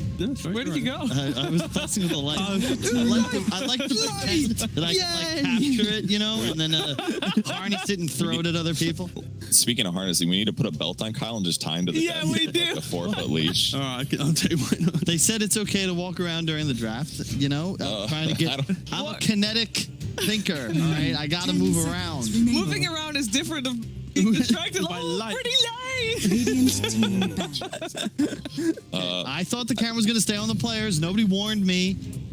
I'm pretty sure the only reason they started including you guys on cameras because Kyle keeps doing weird shit. Yeah. That was where it first started, from my perspective. Yeah. It's like always players, and all of a sudden Kyle's doing circles, and I'm like, All right, well, Guys, let's focus. new meta. Let's focus on All right, the so meta we in got front of us. Kunkka Enigma banned on the side of Empire, PL Jugger banned on the side of NoTechies. So they are still expecting a hero to be picked up for Smiling Knight. They do not believe in his Lycan, seems. Yeah, this is indicator of it's going to be Viper 10 off lane. seconds remaining. I wouldn't be surprised if this Pangolier is some like weird 4 position maybe. seconds Bloodseeker remaining. Shaman in that safe lane. And then picking up like some mid last just because the Jog PL ban indicates an offlane Viper. Have we talked about that sausage dog machine yet? What? I looked at it this morning. The artwork. It is cool, Like isn't a it? dash hound or whatever. Yeah, That's yeah. what it's got to be, right? Yeah, it's a dashhound. It's, But it's- sausage dog It's sounds. part blimp. What? Oh yeah, it's like an old-fashioned train. It's a steam train, but it's weird that it has the horns where it says where the steam is coming out of. They are pointed towards his head. That is not the normal way, because if we now go forward, then all the smoke gets blown back into the pipe. I'm never letting you into an abstract art museum. Unless those are intake valves, but they clearly have They exhaust. clearly have Right. exhaust, unless it's going the other way, and we're just, it's the other way that is going. The tail is the front. On the flip Dogs are side, not good at walking backwards. yeah, on the flip side to that though, guys, I would say though, if this is NoTechies' last game, Ergon, he has been a stellar chap throughout this series. Yeah, he This has. tournament, his interviews have been very good, and of course, this is NoTechies' final series. So yeah, I think Ergon alone has been the kind of the standout player for me for this team, just because of his kind of charisma that he's brought. And he is the only one that is willing to talk to us, which is a big plus. That is true. And there it is. There is the final pick, mid TA coming into play now into the Invoker. If it is Game an not Invoker. that great typically, but like obviously it's fine in lane and you can farm really well, but it always feels like it kind of falls off quick after the mid game. But 5 there's pretty weak seconds disables on the Empire lineup, and getting the ability to just do tons of single target damage to either Invoker, Lycan, or Death Prophet looks pretty good to me. Yeah, this Lycan has to now, in my opinion, go to the offlane role because you're against Pangolier, against Bloodseeker, this eventual kind of blow up potential of TA. If this is a carry Lycan, the game's going to feel very, very awkward. So they need to find that Smiling Knight carry that's going to get them the victory. Is it a 5 Shaman then with 4 Pango? I mean, Yeah. it could be Viper support too, realistically, but Yeah, realistically, yeah. not as good as We these. have not seen TA outside of South America. No, that's not true. Southeast Asia had actually a first phase pick TA. I think it lost. I'm not sure if it lost, but that did have. And also, I think and there was an Alliance game where there was a TA Oh into my. they go for a Naga. That is a hell of a pick in this spot. Chappie, the coach, 100%. He's a big Naga player, and he's like, lads, this is It's the game. time. Yeah. Ooh. Ensnare's really good against Pango. They don't have the best AoE, so Illusion Swarm against Viper and TA is both good. It is a Viper support, so it's a little bit less good, but definitely a solid Naga pick. I like it. Yeah, no, I like this Naga pick for sure. It's the idea that the early time that the Naga can't play Dota, the Lycan should be dictating the tempo of the game, kind of offsetting that greediness. And you are going to have this potential wombo combo of Cataclysm, Sleep, and stuff. But yeah, realistically, NoTechies lineup, once again, they have the skirmishing ability, they have the potency of their lanes, but do they have the execution to actually get this draft from the early game and actually control the game? Because they didn't do it in the first game. That's why I'm skeptical and think the eventual Naga farm will win this game, unless NoTechies really turn it around. What do you think, Perch? Can they do it? I think NoTechies could turn it around, but they've got to do a little bit better than normal in their lanes, and their mid pressure has to be more effective. Pango's team fight, he's like the biggest team fighter on their whole team. He's got to play excellent, show up at the right times, and execute ganks for them to have a chance here. Thank you, Purge. Kyle, Purge just said that, just in case you weren't listening, listening. He said Malik has to pop Yes, off. that was going to be That's my a problem point. for you. It's a concern. Yeah. I've been waiting for him to step up for some time, but I would agree. Like, it's his performance that's going to dictate whether or not a squad can take this game. A Naga timing with like Manta Scotty is that's it. Game over. You run illusions at the 2 cores and have a nice day. You got to pop off for Pango. Yeah, simply put, and while they scale better, they have the better strategic macro gameplay. So it's all on NoTechies to have a good team chat after game 1 and make sure that they understand how to win these games, because 1 or 2 mistakes and suddenly you can't deal with what Empire has. And if that is the case, then that means that NoTechies would be playing their last game in the DPC League, last game in upper division anyway. They would be relegated to Division 2 next season round. We're going to find out what's going to happen in this game 2 with Cat and Fog. That's right, Cheever. Last game for these two teams potentially, and they're right now they're fighting for to stave off elimination, but not necessarily rescue themselves. Whoever walks away the winner of this series will still have to hope that they end up getting some sort of tiebreaker, either against Spirit or Unique. So mostly looking at probably elimination, but I guess we'll just... Yeah, I guess we'll have to see. I have not seen TA much. I'm seeing a lot of volatility on both sides. The switch around, we have Rubik Invoker on the other side. Empire's like, we're going to show you how it's done. You guys didn't play it right. We're going to show you how you're supposed to. And on the side of the Techies, they got to play fast. They got to play clean. And I feel like they have to really just, like, they have to do so much on the map. I feel like this TA, especially this hero, it's all about that Roshan control. It's all about snowballing out of control. If this game starts to get, like, where Empire is just sitting back and farming and they're just able to do whatever they want, the summons are going to take over this game. TA hates playing versus, like in Wolves and like in Books. At some point, it's going to just be too... Yeah, I was curious about that. He has to step up. Why do you think they settled on the TA when they're already matched up against some heroes that are able to put multiple instances of damage on you pretty quickly, taking down that refraction shoot? It has to just be because of the lanes, right? Like, he sees a fragile Rubik. He sees a relatively fragile, what he was expecting to be the 5-position Death Prophet, too. And then he knows he's got the matchup. That's the only things I can see. Besides that, it's just he's comfortable on the hero. Speaking of that... But he's not even like a gold tier or anything. He's got, like, most of the times when we see these TAs picks, it's like platinum TA. He's got that little whatever. I don't even know what that one is. That's the basic. Yeah, that's the... You have played a couple games to get past level. So, we'll see how it goes. Maybe he's got an alt account. Spams a bunch of More TA. than likely. Yeah. Very likely. We are going to have some of the weirder 5 positions. We've seen a fair amount of Death Prophet 5 position, thanks mostly to G on Extremum. We're going to see again for EcNart on Empire, but then we're also going to be seeing the 5-position solo Viper, which we saw a little bit in previous patches, but I feel like people didn't really commit to it. Why here? Why the 5-position Viper here? I think they just had to switch up the roles at the end there. I think they wanted to have a Viper in the game, and then they saw like the position of what the hero is going to be versus like Lycan and everything, and they're just like, all right, we have to just swap it around. But it doesn't feel good. I'll be honest, Cap. It feels like it's not going to do a whole lot of anything. And I feel like all he's actually going to do is give Rubik Nether Top. Radiant King has been killed. Because I don't feel like top is easy for him to secure the lane for Crystallize. At least Crystallize is a blood seeker, so it's a really strong laner just independently. But I feel like he can't actually deal with the Rubik. Like a Wolf and a Rubik hitting you, Viper gets pushed away, and then Petu should be able to just get lasted. So Crystallize will still probably come out ahead, but I feel like you're in a good spot on his Empire anyway. Yeah. No, definitely. It's like there's a big difference between 5 Death Prophet and 5 Viper. 5 Viper is so dependent on you actually winning your lane. Meanwhile, 5 Death Prophet at least has a big AoE disable that you could throw out in team fights that could be... Your toolkit's amazing, and just all the buffs for Death Prophet really are they're ridiculous. The EcNart puts the sentry inside the Radiant camp. As we know, Radiant's a little bit harder to deward. You have to do this, and then you kill your sentry to ensure that you can get rid of the block. Done by him. And I love this 5 Death Prophet. Really. The movement speed's ridiculous. The silence has ridiculous... Every single spell has gotten buffed so much that it just makes sense. sayuw jokes his way past solo thanks to a clever tango eat and his boots, so he managed to block the easy. And this lane continues to push in, and Petushara, he's going to get easily level 3 off of this, maybe even level 4 if sayuw is gracious enough to let him solo. Dream for an offlane Lycan. You're not able to apply your own pressure, but if you're able to get farm like this, you're set. So great job from sayuw to block those camps and ensure that pulls don't happen to Wolf. He's gonna get the courier. Trying to run it down. One more hit, and he's got it. Oh, baby. Nice pick. I feel like I'm seeing that a lot recently. I saw, what was it, yesterday when we saw 33 sniping couriers in the fountain. So I'm seeing people doing it in pubs. Treants and Wolves level 1 can bypass the tier 2. One of them makes it by. You can snipe couriers to the base people in your pubs.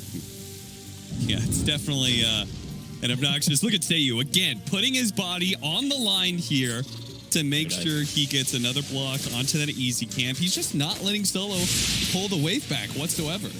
And meanwhile, the Wolves are always blocking the hard camp, so he doesn't have that secondary option either. Yeah, he's doing an excellent job. He's just playing right at the edge. He's giving the Thirst, so he's giving Bloodseeker a lot of move speed and all that, but either way, he's doing his job, and he's just ensuring that this Viper does not get much of anything, and he's ensuring this Lycan does get stuff. And, you know, they went for a pretty greedy draft on the side of Empire, so when you're seeing lanes already, they're all even on last hits for the most part, you're already feeling pretty happy as an Zayac, Invoker's doing quite well in the match. He's actually dead even versus Ergon. Yeah, this is, I mean, you said it comes down to kind of the lanes. They wanted this nice TA versus Invoker matchup, which is supposed to really go the TA's way, but gwynbleidd has been so far doing pretty well. It's about to get pretty difficult, right? Level 2 and level 3 refraction starts getting rough. Yeah, level 4 and level 5 is just like, it's impossible now really to lane. You're going to have to either get a rotation or you just pretty much just last it with Tornado or when it's under your tower. Ergon should really push the limits. And I'm looking around.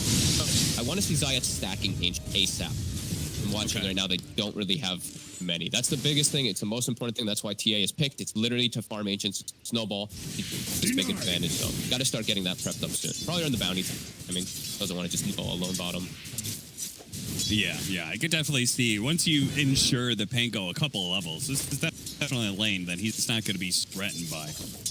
No, and I actually like that Malik's going to be going for this build. I feel like he has to go for this type of solution. He's also dealing with illusions and summons. Yeah. So I wouldn't mind it if he does finish this up, because they really have trouble with it. Oh, absolutely. And they see an opportunity potentially going to EcNart here. They have to deal with that Spirit Siphon, though, and that is probably going to keep EcNart healthy enough. He can turn around and get some damage onto Malik.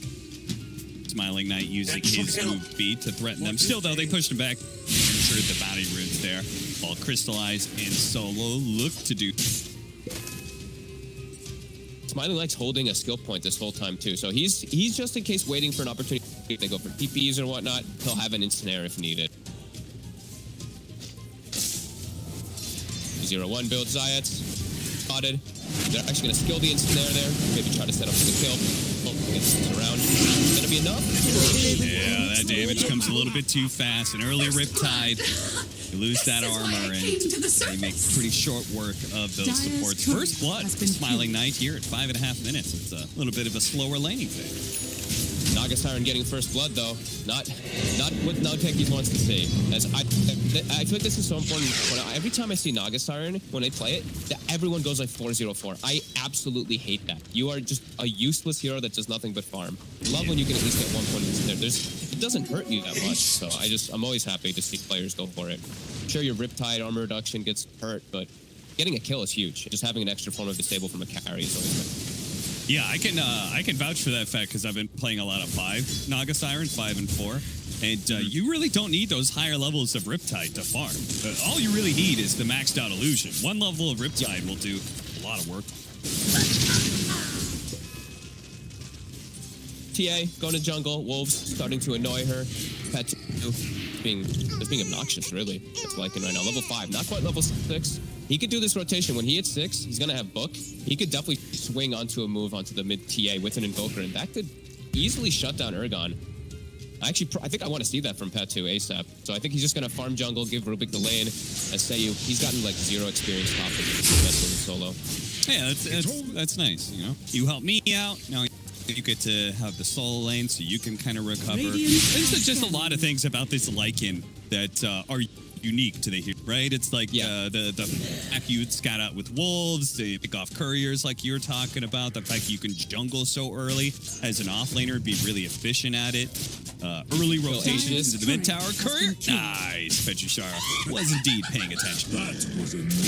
And of course, you know, I was just yesterday we did see an Aegis get killed by a wolf as well, so there's all the potential for the wolf. He's gonna get the other one. Another one? So slow. You Okay. saw Petushara there. Oh dear. He's gonna go back to base. Nice efficient move, picks up his book, and he can make a hit. He can probably kill any of the lanes right now with this Lycan form. Malik will be able to scurry away, but I think I'd like to see him surround mid. Radiant's with that bottom book, because tower Ergon, is he's under attack. punished with all those minions versus the fraction. It's like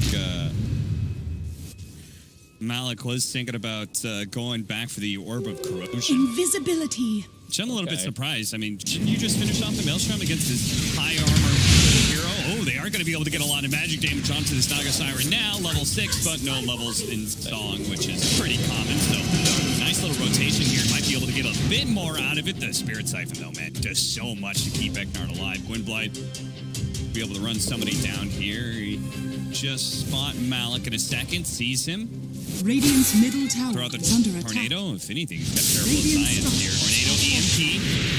Got no mana left and could just be run down. As long as he doesn't miss any big shots here, he's going to run up right next to Malik to make sure. Okay, we're going to need some heavy disarms here from Malik if he wants to stay alive, and he's not getting it. Zayac comes in just a second too late with the Hex to give him another opportunity. Now his courier is going to die as well. Dire's courier has been killed. Nice rotation from Crystallize. I like that he's making the early moves. They have to be making these early moves. They have to start helping the Naga problem to slow her down. Otherwise, Smiling Knight will take over this game. Petu, his book comes back up, makes the way straight to mid as we kind of expected. Take out that Ergon tower. If TA loses her tower this early, they're going to have so many accesses to her jungle. That does not feel good for them. They have to hold this. Malik turns up. And yeah, I agree. I feel like Malik should just go for finishing the Maelstrom. He should go greedy rather than going for an Orbital Corrosion. It's already, like, we're already past that point of the lane, but we'll see if he does finish it. Slows him down. Tornado MP goes out, so that'll diffuse the situation pretty nicely. NoTechies will have a wasted rotation and some wasted spells on there. Dire's top At least they tower ensure is that under tower attack. lives. I think this tower is so crucial for their entire game plan with the TA. If they lose this tower, honestly, I think their win rate goes plummets 20-30%. But this tower has to stay up for the next 5 minutes or so. Otherwise, TA has a really tough game of just getting ran at, getting invaded too easily. Do you think that's part of the reason why TA has such a low win rate right now? We saw, thanks to JJ, the stat there where her win rate across the board is around that 40% marker, both in EU and CIS, as well as the rest of the DPC. Dire's middle tower She's such a. I feel like she's more of a snowball hero than ever. Like in the past, it used to be, it's like you snowball out of control because your fraction is amazing with the eyes. But now it's like if you don't have a good lane, you don't get roast, your game is over. This hero is just countered because you don't want to get a first light in BKB, but you need it. But you also need mobility because you're stuck in place a lot of times. It just feels like the hero needs a lot of different. You don't get the time to get that. We're going to catch Crystallize here. Big rotation. He did not scout out behind the tower, and he will pay the price for it. He was deep. Yeah. Dire's top tower is under attack. Seems like he Dire's died. top tower has fallen. 1,000 net worth lead, 3-1. Do have that ancient stack going up, so the TA can maybe recover this game a little bit. Solo's actually going to be farming a stack himself here, which he's going to be going for the Rod of Atos, so at least they'll have a disable on Viper that can stop TPs. That is the 5 position though, going for an Atos, which means they're probably not gonna get much space, at least on Zayac, Dire's to middle get tower so is under attack. it's a little bit of a concern. I'd rather have the Shadow Shaman farm than a Viper tenfold. Yeah, it does kind of feel like all 5 of their heroes one farm. Like it doesn't feel like that. Malik's going to go a greedy build, which we kind of agree. And Pangover from Naga Siren, we kind of need him to. But, Crystallize, obviously Bloodseeker is, and you actually do need farm on that hero. TA is one of the greediest mid you can ask for. And then Shadow Shaman is obviously one of those greedier, more higher impact 4 positions with high net worth. And Solo's a greedy 5 position player. He's always been a greedy 5. So you're playing greed into a nice lineup that wants to play greed. You know, they should have Lycan, but Lycan is an offlaner. Naga is the wing condition, the invoker combos. Giving up this tower, but they're going to get a good fight for it. It looks like it's gwynbleidd. It took a while. They took a lot of tower damage for it, but they wrapped all the way around. Nice play by sayuw using Shield Crash to be able to get up the hill here and away from the Shadow Shaman. Yes, barely gets out just before Zayac can get close enough with the Hex. Tried to steal the Rolling Thunder, but the Shield Crash actually saves him because he gets pushed on the high ground. Really good stuff. As Malik, he commits for the Orbital Corrosion, then sells it. Okay. I think Malik's unsure which build he wants to go. I still think he should go for damage, though. Naga's going to be out of control, summons are going to be out of control. Book 3's almost done already for the offlane Lycan. You know, having a lineup that is this greedy combined against a Lycan Naga Siren, that very low risk they're able to invade into your jungle and take some of your Radiant's bottom camp, right? tower is under attack. It's like, I feel like this makes this greedy lineup even worse, you know, in many ways, because it's like they need every camp they could possibly get. All 5 of their heroes are trying to farm. Malik is going to be able to jump away from the Tornado EMP. They're going to go ahead and lock down EcNart here, and Solo's going to show up. He wants to actually fight this one. sayuw does have the Rupture on him. See if they can prevent him from getting it off. He gets it off on Zayac, but Zayac's already blown all his spells. He doesn't care. EcNart, he's now going to be dying here as Crystallize looks to be able to get that extra boost in HP. Ergon trying to run down gwynbleidd here. Gwynbleidd's easily going to get out to sit close to that Spirit Vessel. Nice aggressive move. Exactly how NoTechies needs to play. Just in the numbers. Bring 4 or 5 heroes when the Naga Siren isn't going to be turning up. I think they should just keep looking to apply this pressure. I actually like that Ergon went for the Blink this game so that he can threaten and make space for the Bloodseeker. So he can actually look and get some pickoffs. And there are some squishy heroes, as we've said. No Invoker, Rubik. He definitely can look for the grabs if he's able to get on them. Yeah, not everybody can have a free farming game. Somebody's got to be the one to make. Good call. And Malik did go for the Maelstrom, by the way, so very happy to see it. I think he has to be a tool to solve the Naga Siren, all these illusion summons, so happy to see that. Now book 3 is online. And, you know, the thing about TA lineups, this is 3 to 4 and 14 minutes. Usually this is the point where you want to try to get set up, get that positional play so you can get ready for that Roshan. They're playing into book 3 and they're playing into illusion. This Rosh is not going to be easy for a TA to ever acquire. Smiling Knight's just, he's smiling all the way back home. Like, he's got a Manta, shoot up the Butterfly already. He's stealing all the space his team is providing him. And every single time, I feel like as soon as NoTechies want to get a little bit aggressive, they end up running into a Tornado EMP, and that kind of halts things. You got to have some mana to be able to make plays, cast spells. Well-gotten gain. Sold out again. That's actually a good point. They have no mana boost. Tranquil boot Zayac, and the Viper just has ground boots. Solo not even going for any arcanes either, so that EMP's pretty devastating. And Zayac, nice lined up there with the side blades as well. Gets a little bit of damage onto gwynbleidd as he executes sayuw. Now the roll in from Malik.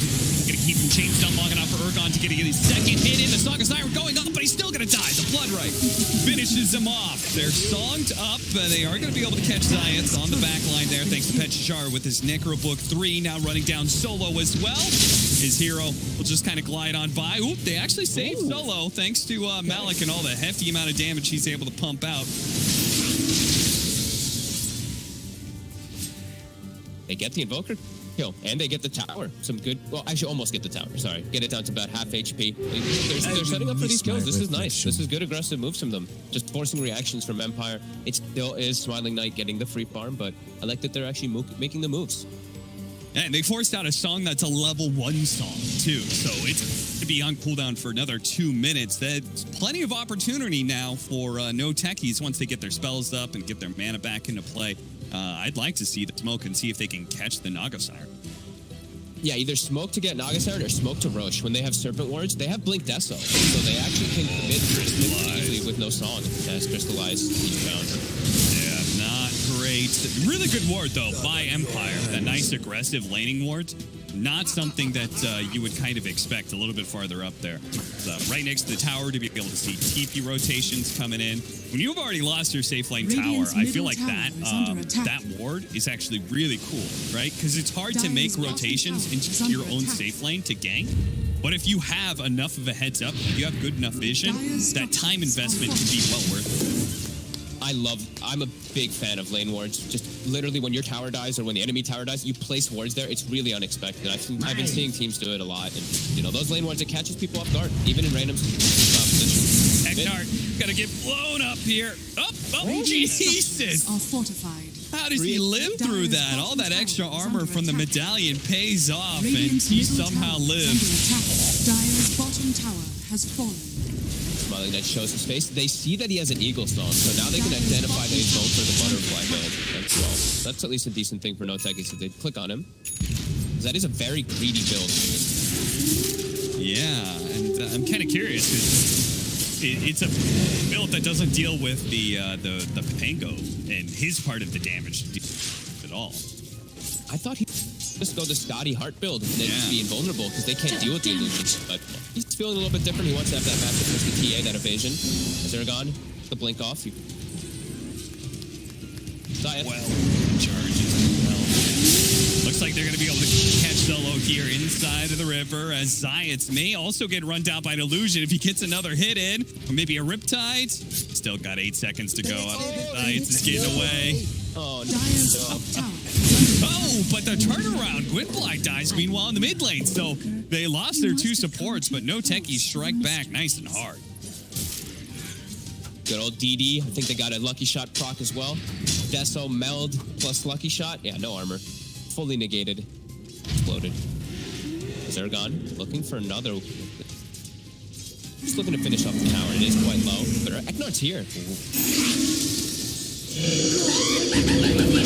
actually going to try and run him down thanks to the Necro Book, but oh, Jesus! Now the roll in, they are going to be able to get the kill onto ergon, so they did read that correctly, but it's going to cost them both Petushara and EcNart, it's looking like it. So, telekinesis catch the mid-swashbuckle, so EcNart lives a little bit longer. His Spirit Siphon's going to town, but Crystallize is here to finish him off. The song comes out. Do they have, see if they can get the tornado timing right here. Oh, no, it flies right on past. Not quite the they were hoping for. They're going to drop the Zerber Ward. Still, though, they managed to kill Crystallize. Zayac's going to be run down as well as he turns around and goes for the last second X. Naga Siren's really good at cleaning up Serpent Wards, so he gets a ton of gold out of that. And that's the butterfly done. They get the good kills, but gwynbleidd just holds his ground. And we're seeing the damage from Malik, though. You know, that Maelstrom really coming into play versus the Lackin, but yeah, sticking around a little bit too long if they get the setup. They whip the tornado, but a nice song to set them up again. Yeah, they got the 2 important. Or maybe they would have gotten solo as well, but it's...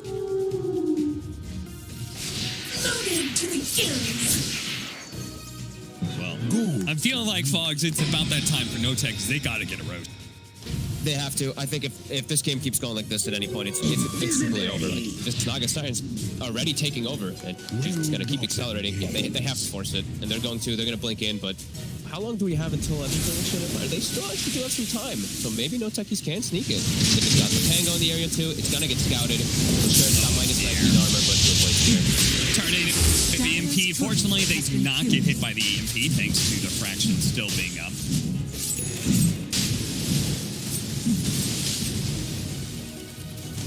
Petushara's got 8 seconds left on his ult. He's actually just killing solo without the ult at the moment. We'll look at pushed away. Reveals that he has an Atos, that 5 position. At least he does have that lockdown. No saving items, though. No actual support items. NoTechies realizing that they're not going to be able to go Roshan straight up with smoke play, but ergon showed himself very far forward in the mid lane and got caught while his team was making the smoke move. And now they can do the Rosh themselves, perhaps, on Empire. When they do have their ults up, they have Death Prophet ult in 8 seconds, they have Lycan ults, they have Book Summoned.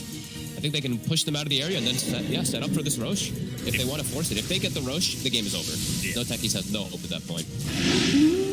Gotta stay out of vision here. Petushara, he's been a threat, but he still has his shapeshift. I think it's one of my least liked parts about this meta is that the Necrobook heroes like Lycan are a threat without their ultimates. As he just runs the Necrobook at solo, and they're fast. He's got the slow on him as well. Fortunately, Malik has cleaned that up for him. Yeah, I feel like Drum is like a pseudo-Lycan ult. Yeah. Your books. You just drum them and they run in and they kill heroes by them. You pop Howl, they get minus armor as well applied, and it's just, God, this book is literally killing me. Yeah, it's pretty crazy. A book just still feels very strong. But there are heroes who do deal with it, you know. I've been really liking TM. I just bite the book. It's great. Yeah. No, I think there's been a big increase in, Crystal Maidens, Enchantresses, I think, is one of the heroes that's been picked up way more than it did at the start of the group stage, or the start of the league, rather. Yeah. No, it's been nice. So NoTechies, thankfully, Empire didn't take the roast from them, but now NoTechies, it's impossible for them to fight versus this Death Prophet ult versus the Song. And Empire, they're looking for the fight. They're looking to apply this pressure. They have this nice sneaky ward. It saw Malik, so they know there's 2 or 3 heroes. It'd be a perfect wraparound. They're going for the solo hero of ergon instead. He's going to walk right into them. Oh, ergon. He cannot afford to get picked off over and over again. They do here again. He's playing away from his team. Maybe his team isn't playing enough around him, but either way, it's Empire finding the kill that they need to be able to go to. And the game is completely out of control now. TA's game is over. No BKB. Blink Desso's done, but now you don't have a Roche to even blanket yourself to cover you to farm that BKB. And yeah, it's going to be all Empire from here. Oh, this is rough for NoTechies. Malik. Gonna try and jump away, but the snare's gonna last for so long. Oh dear, Fox. Just getting worse and worse, as you said, totally out of control. And I don't know when it gets back in control for NoTechies. Yeah, they've got a great lineup. All their heroes can farm, but I don't know when their next round of timings really is. I think they've just missed the timing. That's why TA is just not picked that often. You get picked off twice like this, your game is over. You don't have a good way to come back. And you're playing versus counters, you're playing versus flank, and you're playing versus Naga's Iron, you're playing versus all these instant damage. Yeah, it feels like it's going to be pretty sad gaming here for NoTechies in the next moments. Yeah, I mean, hell, like, if he's still working on the BKB, like an MKB is just out of his vision entirely. So, like, eventually he's going to MKB, but then we may have Heart Scotty already on the Naga Siren, if the game even goes that late. Yeah, he's always just gonna be like one or two items fully behind that Naga Siren. And Crystallize, he's also still he's behind as well. You know, his BKB has got installed out. He got caught 2 or 3 times on bottom, aggressively postured. Yeah, Empire's just been reading the map really well. They've been the ones making the aggressive moves that it felt like NoTechies had. Another smoke. The wraparound here meeting toward their cores. Dire's middle tower Empire continuing to play with some gusto. I like this. You know, like they're already in a great position. I'm sure they totally feel it. They're still making some smoke plays, even though they probably could just kind of chill around the Naga Siren and let her take tower. They're still trying to make some moves, keep NoTechies always on the back foot, always be getting caught like this potentially. Zayac is going to find that cold snap. It's going to keep him in place for quite some time. The roll-in from Malik is going to try and stop it, but it doesn't even save its support. As he gets snapped down, Malik is going to have to blink himself away as ergon in danger of being run down underneath his tier 3 for the stun strike. A little bit more damage, but not quite enough. Rolling up is Smiling Knight. He's got 2.5 minutes on the Aegis, and he doesn't give a damn about a tier 3. He just goes straight for whoever he can catch. It's going to be solo first. And you're going to go ahead and rupture Smiling Knight, and he'll walk it off casually because he's got a heart.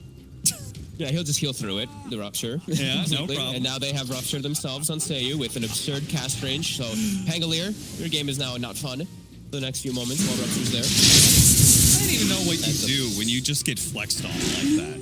No? You expect the solo to GG out pretty quick after that is what I think. Yeah. It almost feels like Empire's trying to demoralize them. At least they're like, are you guys really going to make us actually play this out and hit all these buildings? Sure you don't want to just GG now? At least they're going to force it here. Empire popping the ghost, solar crush on the Smiling Light. The issue here as BKB still not finished for either TA or Lustig. Alex not going to get the opportunity to get another swashbuckle off. Good long-range catch there of the telekinesis by Rubik. And there goes the building. And it looks like NoTechies don't really have an answer for the push. Smiling Knight isn't even, like, half the time he's like, maybe I can find another kill. Right now, they, backdoor protection went up for a second there, but another wave's coming. Empire will just... Sweet. Get 2 lanes to barracks. They still have the tier 2 at bottom lane, so they won't be able to get megas right away. So NoTechies can chill out and try and farm up and get to their BKB point. And at that point, that'll probably be the last draw if they can win a fight with BKBs. Maybe the smoke game can keep going, but... Smoke fight BKB, and hopefully you can get a fight off. They might honestly just call GG without fighting.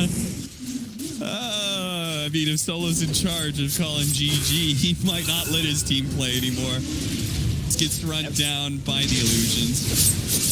Empire's they're just ending the game. They're just fully committing for it. They're They're calling the bluff from NoTechies. NoTechies has to just watch the buildings die. Ergon wants to go for an opportunity, but he just can't. All right, well, they have a chance here. The Aegis is going to be expiring soon. They go for EcNart, but EcNart doesn't even die to Templar Assassin. Now Ergon is getting all those damages, and the Fraction's going to get burned out so quickly. They call GG. Empire, they prove to be far superior, I would say, in this series. And NoTechies, and I hope for their sake, they get an opportunity to be able to play a tiebreaker. Of course, it is all out of their hands now. This is their last series, their last best of 3. Now they just have to hope that either Unique or Spirit end up losing their games, and they can have a tiebreaker.